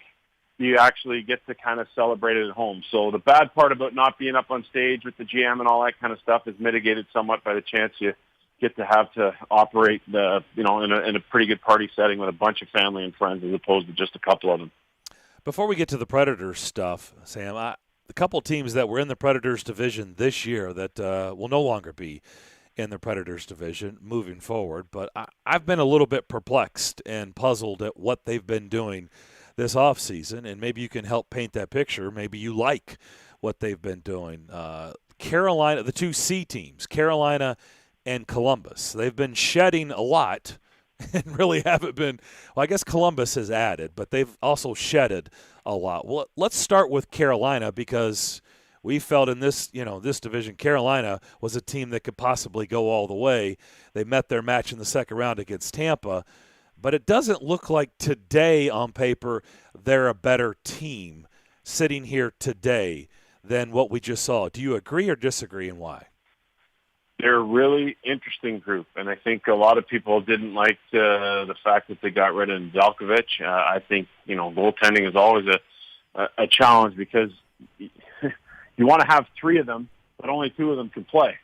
So that means someone's going to have to go to the minor leagues, and they got to kind of sort that out, and no one wants to do that when they're of NHL caliber. So that one there was a little bit puzzling to me. But Carolina in general, usually they're good on the back end. You got a couple of stars up front, and, Aho and Svechnikov that I think are just unbelievable players and still young and really talented guys. So I think from that perspective, when you're good in the back, if you get the goaltending situation sorted out, looks like Mrazek's probably going to be the guy, then I think you can hold yourself in good stead and probably continue to move forward. I think a lot like the market that I live in here in Toronto, when I look at Carolina and trying to assess them to make the long haul, you ran into some bad luck with Tampa, but ultimately the last couple of years, it just seems to be that they're lacking a little bit of that fight, maybe a little bit of that peskiness, and maybe some size that allows you to get through the grind, to win 4 rounds and ultimately win a Stanley Cup. So I think that's something that they probably still have to address moving forward. And, Columbus, they're an entirely different story and at a much different place, I think, than where Carolina is. So Columbus, how about on the Columbus side of things? We know that Seth Jones has indeed been moved, and he is moved into the Predators division against with the Blackhawks. In return, they got a lot of draft picks. And they got Blomqvist, the defenseman, and they also got Jake Bean, the defenseman from Carolina. So what do you make and they got rid of Cam Atkinson. So what do you make of what Columbus has done over the last, 72 hours? Yeah, it's pretty interesting because they've gone back to the future. Voracek was originally drafted by Columbus, and so he comes back. And I think for Voracek was definitely a change of scenery situation for him. So if he can regain some of that 70 and 80-point form that he's had traditionally throughout his career, especially in this time in Philadelphia, then they should be well placed. Now, you lose a lot of goal scoring with Atkinson, but I think he too is in a place where a change of scenery is going to help him. And now he gives Philadelphia a different dynamic. it was kind of cool because it's not often that you see those one-for-one hockey trades that don't involve some sort of salary cap implications. So it's very much an old-school trade there. Now, John Davidson comes back to Columbus. They move out John Tortorella. Brad Larson, the assistant coach, goes in there. That can always be a challenge because the assistant coach is usually the nice guy role or the good cop role. Now he has to sort of be bad cop, but I'm sure he'll be able to transition to that role for as much as he knows what's been left there on the roster. I look at some of the moves they made, and I thought it was brilliant, actually. I mean, Seth Jones didn't want to be there, so you had to maximize the capital. They waited for Kevin Adams to make the first move, the Ristolainen. They exacted one more piece, which is definitely, worthy because I think Seth Jones is a better player than Ristolainen. So they were able to do that and then, pick up a couple of really good players there in the draft. So guys that I think will be down the road. But it's so interesting because every time you hear about Columbus, it's a great place to play. It's a great city. The fan base is rabid. Yet Pierre-Luc Dubois wants out. Seth Jones wants out. The whispers about Zach Werenski wanting to be out when he's done his contract or starting. So you're getting kind of conflicting reports about exactly what's happening there. But Jarmo Kekalainen back with John Davidson, new head coaching situation should quiet the waters a little bit there. And I like the fact that where they're going with, especially with what they got in this draft. But I think we're looking at a couple of years before Columbus is a real contender again. That is the really interesting part of this. I mean, the three of us have been to Columbus, and when we get it, it's an Ohio State town. I mean, they're all about Ohio State sports right there in Columbus. But their fan base cares about that Blue Jackets team, and that can be a great atmosphere. I hate the damn cannon, but it's a great atmosphere. And I like the location of the arena. But, yeah, you bring up, when you hear of all these guys wanting out of there, why do you think that is? I mean, what is truly at the root of why they want to get out of that market? Because I don't see it, but obviously we're not looking through their lenses. What's the best guess you've got? Because they're middling. They seem to be middling all the time. So are you a contender ever? No. Are you a tanking team that you see replenishing, the cupboards and a team kind of like Ottawa where you can kind of be a part of the solution and fixing it moving forward? They're never really in either one of those situations. And I think that's the problem. People want to go where they have an opportunity, either if you're younger and you're going to a rebuild, you want to play. And if you're kind of that older veteran guy, you want a chance to win. And I don't think Columbus has provided that opportunity for many people here. And that's probably what Seth Jones saw along the way. He says, here we are, we're sitting kind of in the middle again. And I think teams, you want to be on one end of the spectrum or the other. And I think Columbus finds itself oftentimes right in the middle. And that's not a good place to be. But again, with what they did with the draft this year, it signals to me that, they want to get into this rebuild situation, maybe try and do it on the fly. The Line-A situation has to get figured out. Is he a guy that you want to continue to move forward with or not? He's sort of a big piece. Max Domi needs to return to prominence. I've watched Max for a long time. I know he was much better at the end of the year than he was for the better part of the year. So they have a few things to figure out and a few guys that I think need to kind of get back on track again. But it seems to me that they're kind of that blah team. They're like in the middle of the country. They're in the middle of the standings. They never really make a big run. They never really tank. They're just kind of in the middle. Talking to Sam Cosentino. He is with Sportsnet. He was part of ESPN's draft coverage as well. And Sam, so Darren scouted you. He liked your scouting report. I was listening to Elliot Friedman's podcast this morning. He and Jeff Merrick gave you a big shout out. So you earned high marks, my man. So welcome to the show. We're glad to be able to talk some hockey with you here. Let's ask about a couple of young players that the Predators picked up in the Ryan Ellis trade. We'd love to hear your perspective on Cody Glass and Philip Myers. Well, Myers I've always been a big fan of, and he's a pretty cool story because he was signed as a free agent, never drafted, and that's not usually the case for a good skating, big right-shot defenseman. I'm not sure why he couldn't quite find his stride there, but for me, he probably looks like a guy that needs to be more comfortably in your top four to maximize his potential. And I think when you have Provorov and Sanheim and, you had some other guys in Philadelphia that he had to play behind, maybe it was a situation where it didn't quite work out. He's not the most physical player, and I think, for a guy who's pretty big, sometimes we want our bigger players to be physical, so he's not really that guy. But in terms of transporting the puck, he's got a really good shot. He skates extremely well. Yeah, you'd like to see him defend with a little bit more bite, and maybe that's part of the reason why Philadelphia moved on him. but it might be a real good wake-up call. He's a wonderful young man, and he's loaded with character. And I like that starting point for him.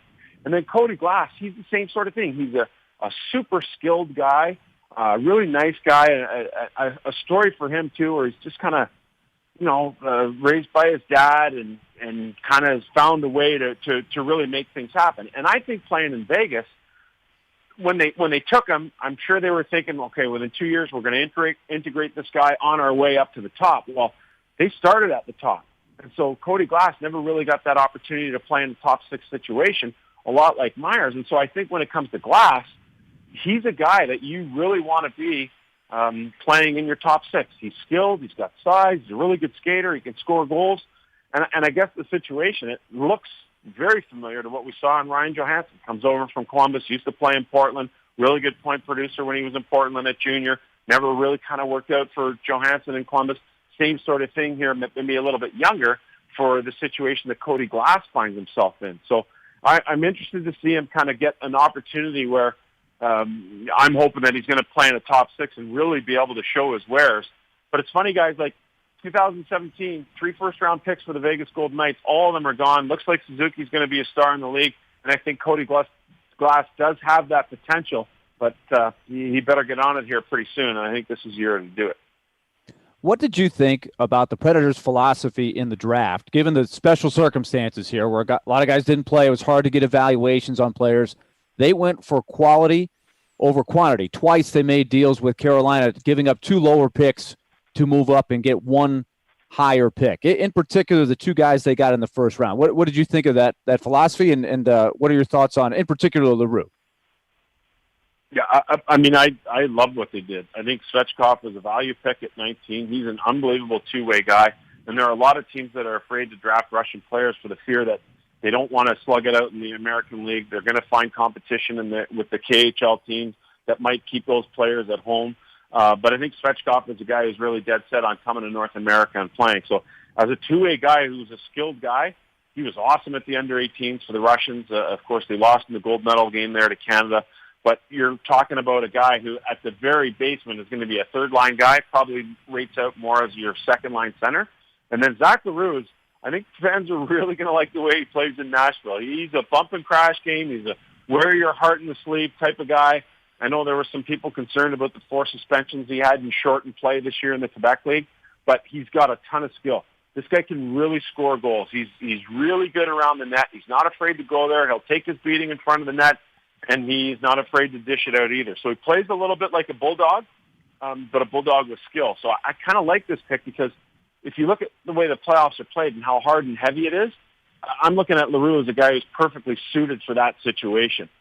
He's produced really well over the last 3 years. His under-16 year was awesome. They won a gold medal, Canada Winter Games for Quebec. Really good in his first year in Moncton. Gets dealt over to Halifax. He's kind of was a loosey-goosey system over there. Things will tighten up, and I think you'll see a big improvement for Zach this year. But overall, when I assess their draft, I like what Nashville did here. If they go down the list, Olsen, really steady stay-at-home defenseman. Ufko was a first-team All-Star in the USHL for the best team in the league and won a Clark Cup. He's got some really good offensive upside, a little bit on the smaller side.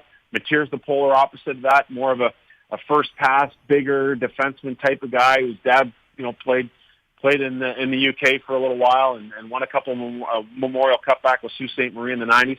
And Kanak is another one of those Portland guys. So, it looks like that connection to Portland exists here with Kanak, having played internationally U18, U20s with Switzerland and 2 decent years in Portland. Yeah, and the 3 defensemen that they got in the 3rd and then the 2 fourth-round picks, I mean, we know this organization is they know how to pick defensemen. They know how to develop defensemen. But were you surprised that they didn't maybe continue to address forward and they went 3-3 and went with those 3 defensemen, or was it truly just best player available? No, I think at that point, like once you get into the 3rd round, you start to move a little bit away from best player available. That's probably the last round in which you start to drift away from that, and then you move into filling more positional need. But as you said, Nashville's done such a great job drafting defensemen, so they probably feel that there's value in those picks higher than where they were selected. And their ability to do it. I would never argue when Nashville takes a defenseman and saying, all right, this guy must be pretty good. I don't look at it the other round and say, well, I've watched him play and I don't think he's very good. I just say when Nashville takes him, he's a good defenseman. And I think that rings true for the three guys that they've taken. All a little bit different in what they bring to the table, so that, and they address the forward situation with the 2 first-rounders. Sam Costatino here with us from Sportsnet. Now, going back to Leroux for a second, we were talking about those names in the league, whether it's a Marchand or a Corey Perry, that are just they tick you off because they're not on your team, and they can get under your skin, they can score goals, and all of those things. But how truly difficult is it to identify a guy like that every team would love to have, but to truly find it that's going to give you the goal scoring ability and be able to get under a player's skin? Yeah, it's a real almost unicorn type of combination to try and find that player. But I think for Zachary, he's proven that he can play that role, and he's proven it against older competition the last 2 years as a 16 and 17-year-old in the Quebec League. And the interesting part about this guy is that they were able to play enough games this year when he wasn't suspended to be able to prove to you that he is that type of guy. Both your goal totals, your penalty minutes and suspensions, the fact that he plays on edge, that's been evident since he came into the league at 16. And it's tough to transition that role when you're a first-year player in Canadian major junior hockey. But Leroux's never deviated from that. So I think you basically have 2 years, as shortened as a little bit the first one was and a little bit more for the second one, that prove that he has that combination that should translate. And the reason I can say that pretty confidently is because I watched Brad Marchand's career right from when he was in Val-d'Or to Moncton and Halifax and the whole likes. In fact, if you go back to 2008, the last game of Marchand's career, they were playing for a title against Gatineau, and he had kicked off Cam Russell so badly, he was the coach at that time, they actually sat him out of his last junior game. This was the type of personality he was. Again, he wore his heart in the sleeve. He gave you everything he had. He pissed you off to play against, but he also sometimes pissed you off as a teammate. And sometimes that's not a bad thing. Keeps everyone else on edge, keeps everyone else honest. And I think Zachary's that type of guy. I would like, and I hope, and I'm quite certain it's going to be the case, that he plays with a little bit more structure and discipline this year. I think they were a little bit loosey-goosey in Halifax last year. Now, it's still kind of weird to think about that the NHL has had 2 drafts basically in a calendar year because of COVID and all of that. But the Predators took Askarov, the goalie, last year. I know we're probably a couple years away from actually seeing him in North America, but what do you think the potential is there? Oh, it's huge. His international resume is awesome. I mean, he's faltered a little bit in some big games, so a little bit of a red flag there. But overall, when you look at his numbers playing professionally as an underage, especially in the VHL in this draft year, it's hard not to be really impressed by what he brings to the table. I know there's some concerns about working on the glove hand and how it operates, whether you're a high low to guy or a low to high guy. That's something that I'm sure they're going to be able to address. But man, his pedigree is pretty good so far through some very interesting times playing with an underage player in some big events internationally. I really like what he brings to the table, and I think if you're sitting there in your Nashville, you've been spoiled with Pekka Rinne for such a long time that you're never really concerned about that. And then all of a sudden, it's like, oh, he's declining a little bit now. He's retiring. Oh man, we're going to miss that. Jonathan Quick, same sort of thing in LA. You kind of want to catch it before the ball drops, and I think that was the perfect time in which to draft this particular player. But the right shot thing, to think back to Thomas Vokoun, I guess is similar to that situation. It can be tricky for shooters at times. But I really love his international resume, and I love his resume playing in the pro ranks over in the VHL and the KHL in Russia. So I have high hopes for him. I guess at the end of the day, everyone's hoping he's going to turn out to be Vasilevsky, not quite as tall, but to give you that kind of performance and goal. And, like I said, for a long time, the Predators have been spoiled with a couple of really good goalies for long stretches. I think Askarov can be the next in that line. Last year, we did see an influx of young players come into this team, whether it was injury or what have you. They got their chance. But I think one of the biggest surprises for all of us was Alex Carrier, who had been in the organization for a while, had been in the American League, just kind of felt like, yeah, that's where he was going to be. and he breaks into the NHL out of necessity, and now he's playing top-line minutes with Roman Josi. What were kind of your thoughts of Carrier once he broke into the NHL and even before? Watched him quite a bit. He's a guy who played in Gatineau, so I was always impressed by what he was able to bring to the table back in the day. And so, when I'm thinking about this player, had some experience internationally, and thinking about, wow, this guy's he's probably perfect because he plays with a little bite. He could put up some points for you, and he's a guy who should be able to move pucks really efficiently. And for whatever reason, we always think that developmental path is a straight line. It should run on a 45-degree angle, and it doesn't necessarily, play out that way. So when you're looking at a guy, and we're probably going to be talking about this 4 and 5 years from now from some of the players that were just drafted in a similar situation, whether it's Olsen or Ufko or some of those defensemen, it just takes a long time. You have to be patient. That position next to goaltender takes a long time to develop. You need opportunity. You need someone to care for you and love you and pat you on the back once in a while. And then when that opportunity presents itself at the big level, you really want to take the ball and run with it, especially after you've been toiling around in the minor leagues there back and forth for a little while. So good on Nashville for just remaining patient with this player because if you watched him in junior, you thought, wow, there's a lot of upside to what he can bring to the table.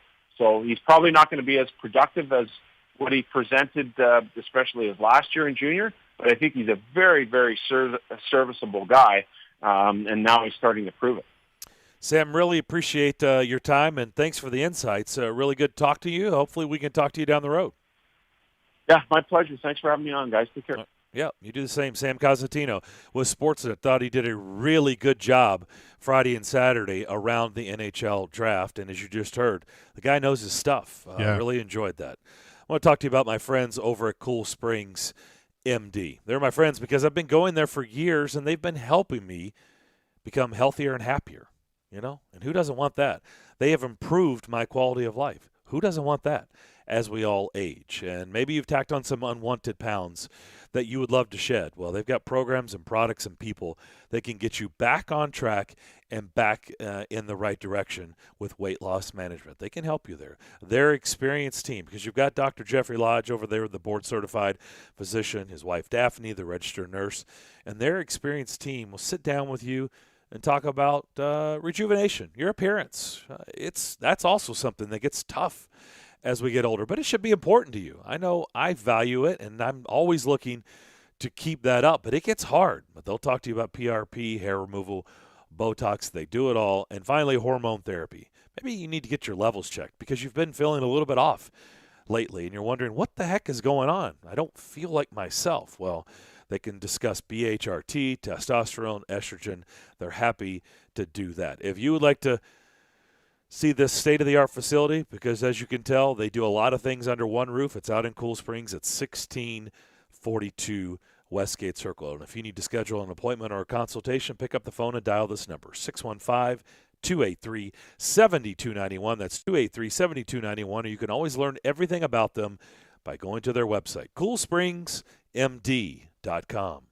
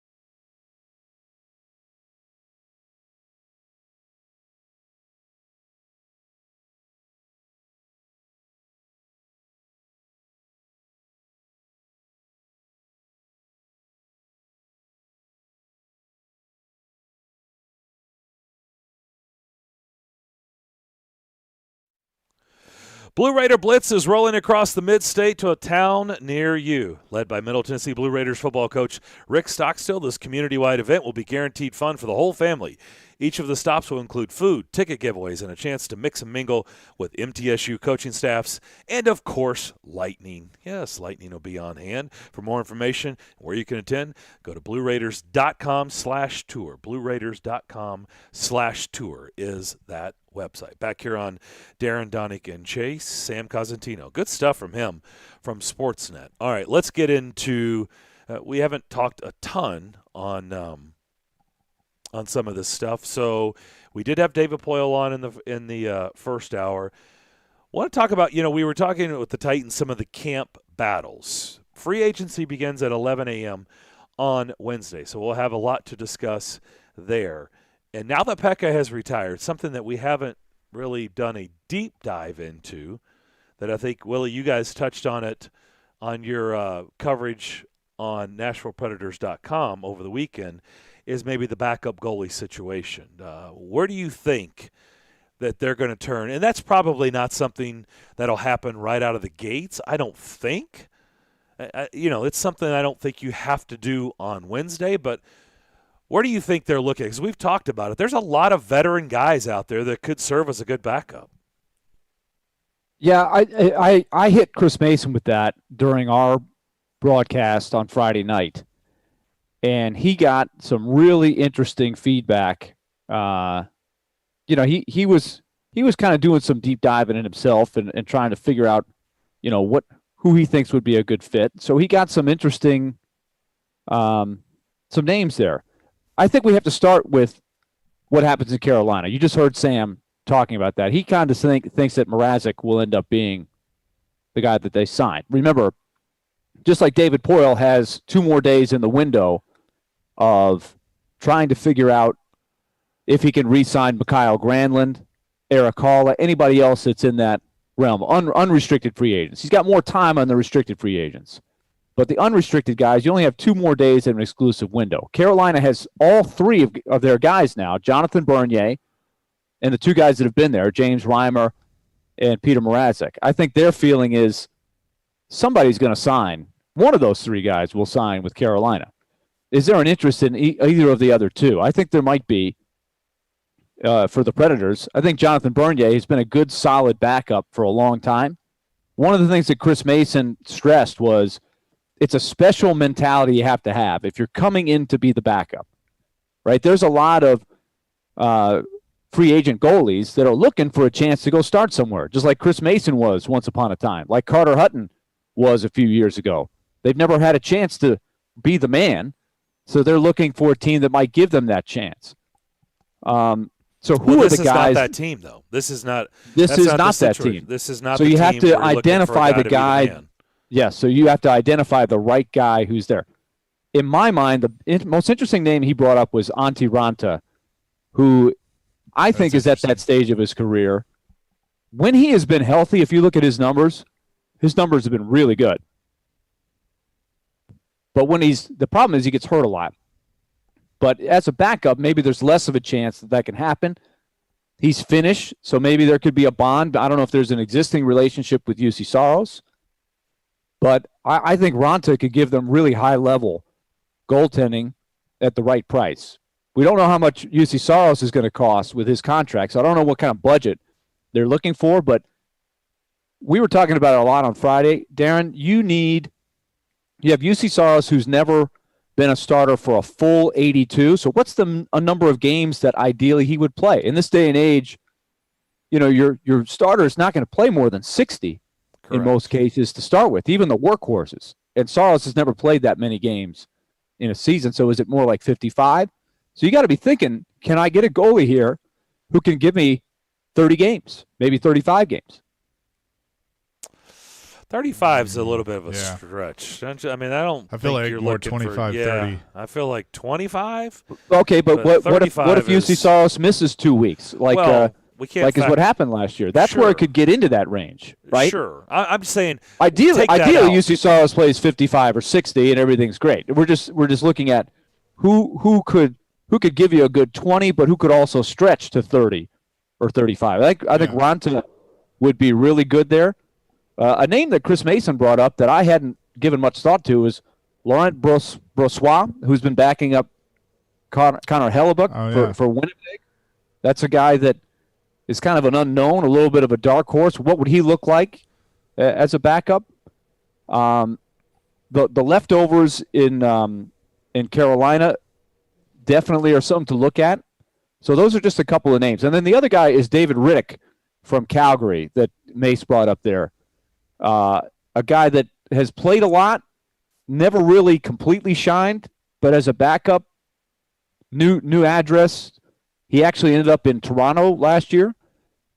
What does he look like on the open market? I don't know. Ronta's never played more than 35 games in a season, just one time. He's only done it once in his entire career. When you really look at like his last 4 years in the league, he's basically a 500 goaltender. And I get it. He hasn't played for great teams. Arizona hasn't been great. He had a little bit more success early on in Chicago. Much smaller samples, not playing much, less than 20 games, and a little bit with the Rangers. A little bit better than 500, but the last 4 years he's been a 500 goaltender. So his save percentage, not bad. Never below 900, so that's good. 905, 921, 906, 930 are the last 4 years.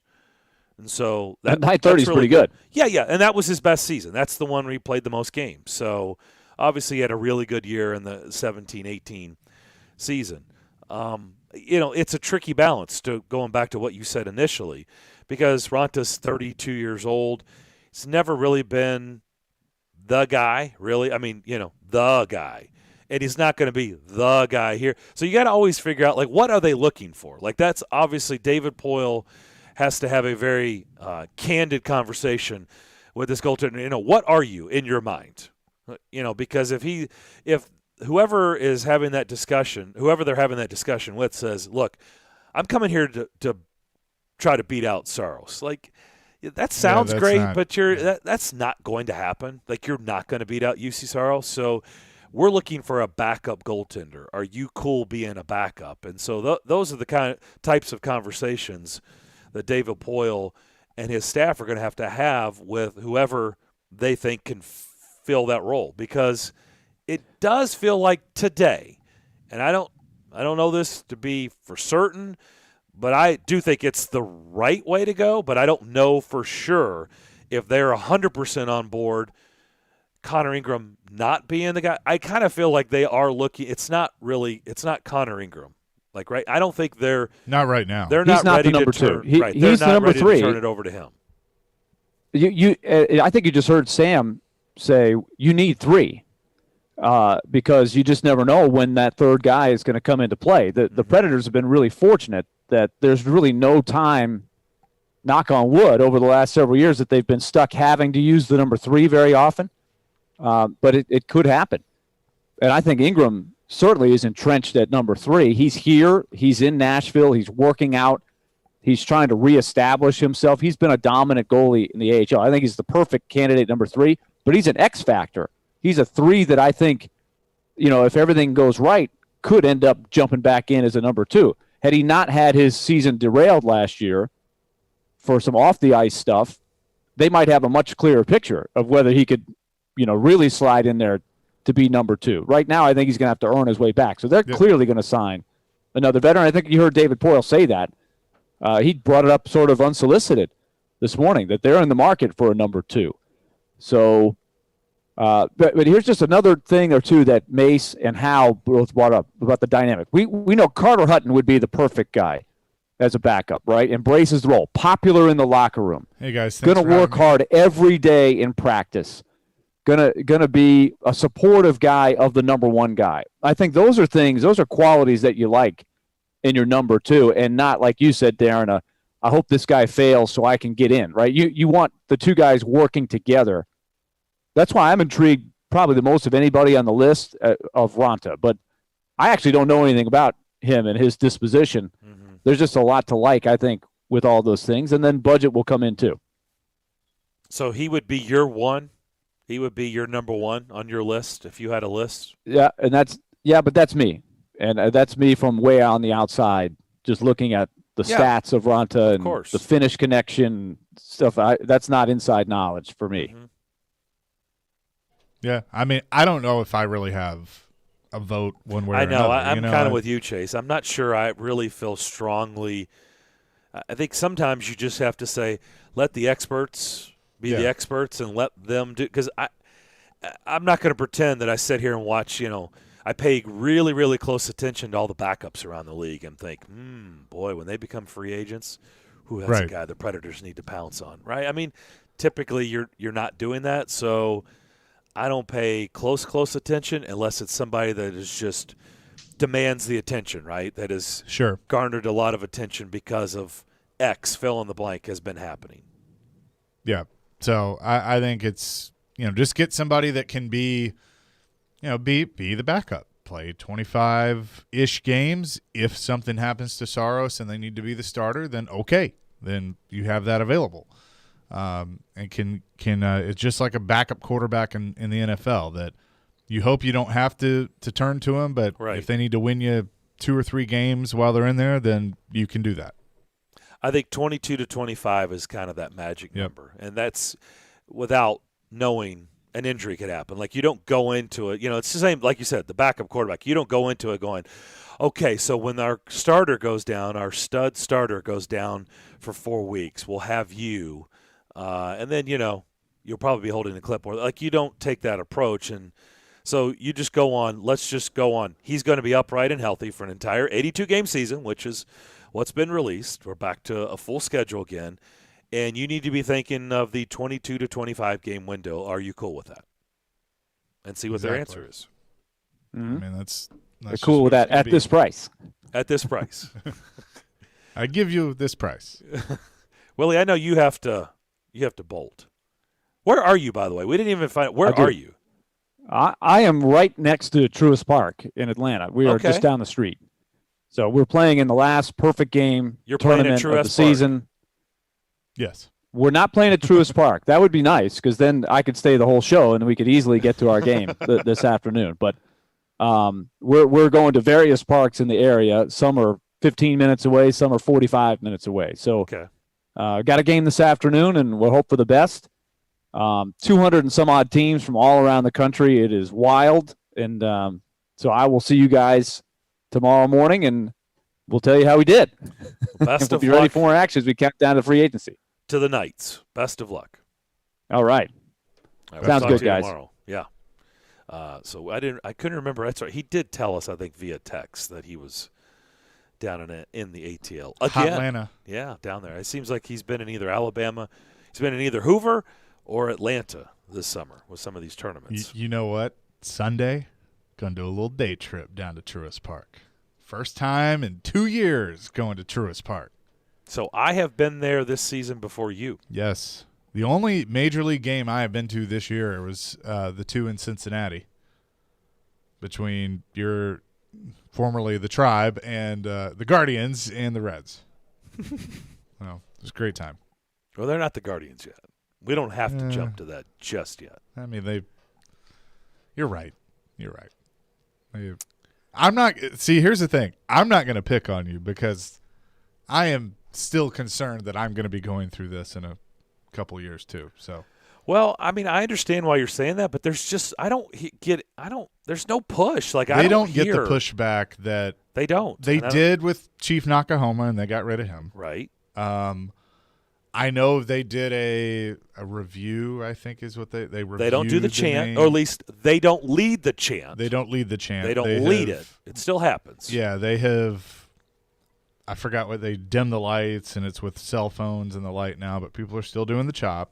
They don't do chop on. I think they're changing the Chop House to a different name, even though that actually could be sponsored by the Chop House, so could be wrong there. But they've done those things, and that was a part of that review, but they elected not to change the name. But, I do wonder if eventually that happens. But so far, still the Bravos. The Cleveland Guardians. That scared the crap out of me. I was going to say, put that song on hold for now. We'll have plenty of time to hear that song. So who is the first kaboom on Wednesday? Who's the first big splash on Wednesday? That's a good question. Is it Landeskog? Probably. I mean, I feel like he's the okay, let me ask you this. He's the golden carrot that's out there, right? Do you count Ovechkin, even though we all know he's going to re-sign with Washington? I don't. I don't even. No, I say no. I mean, he's a free agent, but yeah, I would say probably Landeskog. I mean, you think about the list, the guys that are available. I mean, OV is technically a UFA. I guess Getzlaf, Suter Parise. Now that could be the first thing. Seems like they're going to the Islanders. It feels that way, but I thought we were going to get a decision today. Now I'm reading it could be Wednesday morning. So Suter might be the first piece of news that we get Wednesday morning if the timetable holds of where he's going to end up playing up, which that's not a big boom like you're talking about, but it's still it has some bite. Sure. So yeah, and I do believe, if you go back and you listen to the interview with David Poyle, we all kind of were asking a lot of the same things because that's trying to figure out the direction he's going to go. What's the plan? I think there's probably 5 or 6 plans on the table right now, and some of them include Mikhail Granlund re-signing. Some of them include Mikhail Granlund not re-signing. Some of them include talking to Forsberg and Ekholm, and one of them re-upping. Before, even though that doesn't affect your cap this year, you still have to think about that because with the flat cap and it staying the way it's going to for a while, that's something you have to consider. You have $28.5 million in cap room right now, which is great, but you have to factor in what re-signing some of these guys would do to that this year and next year. So it is. I don't envy them for the math that they have to put together because we all know my love and how bad I am at math. But I do wonder, too, just how much of a player they are for Landeskog. Elliott said he believes that the Predators will be a player for Landeskog. That would obviously be something that has to happen day one. And what does that mean? Does that mean that Granlund is out and that's not going to happen? You're not going to do both? Or what exactly? But I said it earlier on the show and I stick by it. I believe that if he's not re-signed before things open Wednesday, Mikhail Granlund won't be back. I kind of feel like all signs are pointing towards I think just my gut feeling today is that he will not be back. And we thought that last year, but I don't see you doing that 2 years in a row. Yeah, I don't think he's going to sign a 1-year deal. Tell me if you agree with this. I feel like he feels that there's a bigger market for him than there really is, and he continues to feel that way, even though he had a good year, and it would warrant more than what he got on a 1 year to come back here.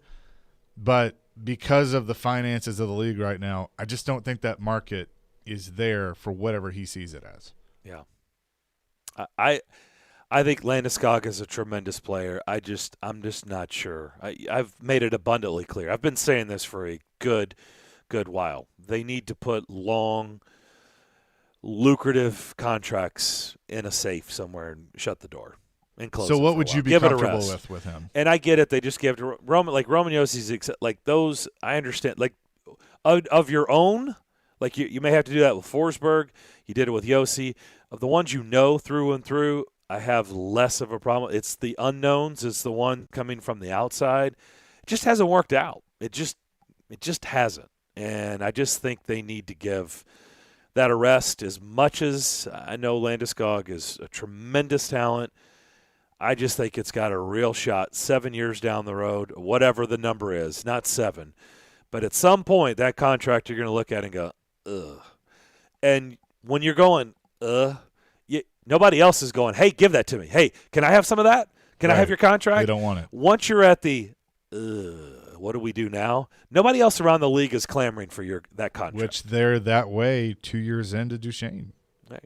Exactly, which is right, as we know. All right, we will come back and wrap up Monday's edition of Darren, Daunic, and Chase. We do that next.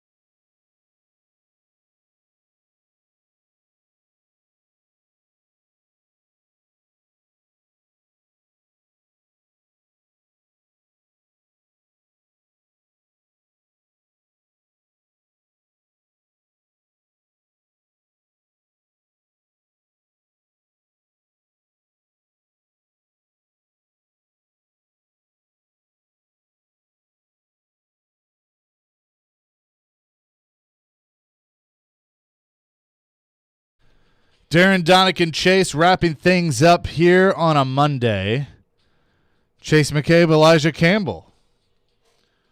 Darren and Willie have had to take off a little bit early, so we are taking it home for you. As a lot, we've hit on a lot of different things today because you think about the topics that are out there. Oklahoma, Texas continues to be a thing as they informed the Big 12 this morning that they will not be a part of things re-upping the media deal when it expires in 2025. I do like how they said we intend to honor our agreement until that time. However, we will continue to monitor the ever-changing situation, which translation for that is, hey, if we can find a way out of this, we're probably going to do that. So, right. Yeah, that's what that is. And it's like we said on Friday that you don't even have these conversations if you don't know how much it's going to cost and how you plan to do it. So it's my guess is Oklahoma and Texas are in the SEC probably by next year, if I had to guess. I don't see this dragging out. Why would they drag it out? There's no point. Especially if you can start making more money now. If you can find a way out of this, and like the University of Texas and Oklahoma probably have some pretty intelligent lawyers that they keep on retainer here for stuff exactly like this. I mean, 2025 is a long ways away. Yeah. 4 more years of just knowing this is going to be inevitable, it seems pointless. Well, and the way I look at it, this is like, you know you're getting divorced, and you're like, we can't work this out. We know we're going to split, but we're going to still live in the same house for a year and a half until the divorce is final. You know what that is? It's staying together for the kids who graduate and leave the house in 2025. So it's 4 years away. Right, and that's just not good. It's just, no, it's going to be awkward and just bad. So that situation continues to change. What will college football look like in really the next 4 or 5 years. I have said it for a long time. I heard Robbie and Joe talk about it earlier today. I think this is going to a 4-team or a 4 big conference, be 4 conferences, 16 teams each. That's what it's going to be. The Big 12 is going to get eaten up. It's going to go away. Maybe it continues to exist in this group of 5, but I believe there's going to be 2 champions. You're going to have your Power 4 champion, and then you're going to have everybody else. And you'll still have crossover and the money games and stuff. It's just the SEC, the Big 10, the ACC, the Pac-16 will be like, yeah, we're going to go play over here. This is our playground. Whenever we decide to invite you, then you can come hang out. But then when we kick you out, you got to leave. That's just kind of how it is. That's going to be so weird, though. Like, imagine your schools like your Texas Techs, Arizona's, Arizona State's, schools that are not of the forefront of the money making in their conferences. I mean, Iowa State's a pretty good program in football right now, outside of going winless in the Big 12 in basketball this past year. They're usually a reliable basketball program, but they're not the top 3 or 4 money makers in that conference. And that's going to be a team that's going to be a group of 5 school. Like, that is what's going to sound really, really weird to me. Like, yeah, the idea of these mega conferences is sexy, it's appealing, and it's becoming closer to a pro sport model than anything else, but it's just going to be really weird thinking of those type of schools and like Texas Tech, Iowa State, a bunch like Colorado's going to be in that mold too, because like what money making sport do they have that they're going to be in that big boy conversation with these 4 super conferences? You can't bring everybody in. You can't merge all of these conferences because then it's going to be 4 conferences of like 25 to 30 teams, and that's going to be like almost impossible to manage. You know what those schools are? They're that guy. They're the guy that, like, the big cool group in school that everybody wants to be in the group. But there's always the hanger-ons. You're in that group, yeah. Yeah, thank you. There's always those guys that are like, they're in the group. You don't really know why they're there. Probably they have a nice car, and so they want to use the car. They're there for a reason, but they're not what makes the group move. But they're like, yeah, I'm with the cool kids. They don't check all the boxes. But everybody looks at them and goes, yeah, you're only there for one reason. Like, that's just kind of what it is with that. So, and then, again, if you missed David Poyle, he was on with us. You can check that out at thegamenashville.com. Training camp for the Titans opens in a couple of days, and I know that is going to be a big topic of conversation on Stillman and Company because they're going to be setting the official expectations for the 2021 Tennessee Titans. This should be good, hearing what Jared and Caroline have to say about this. So that's going to do it for us. We are back at it at 10 o'clock tomorrow. I believe we're going to be joined by Cody Glass as well, his first time on with us. So we'll see you at 10, but stick around. Stillman and Company is next on ESPN 102.5 The Game.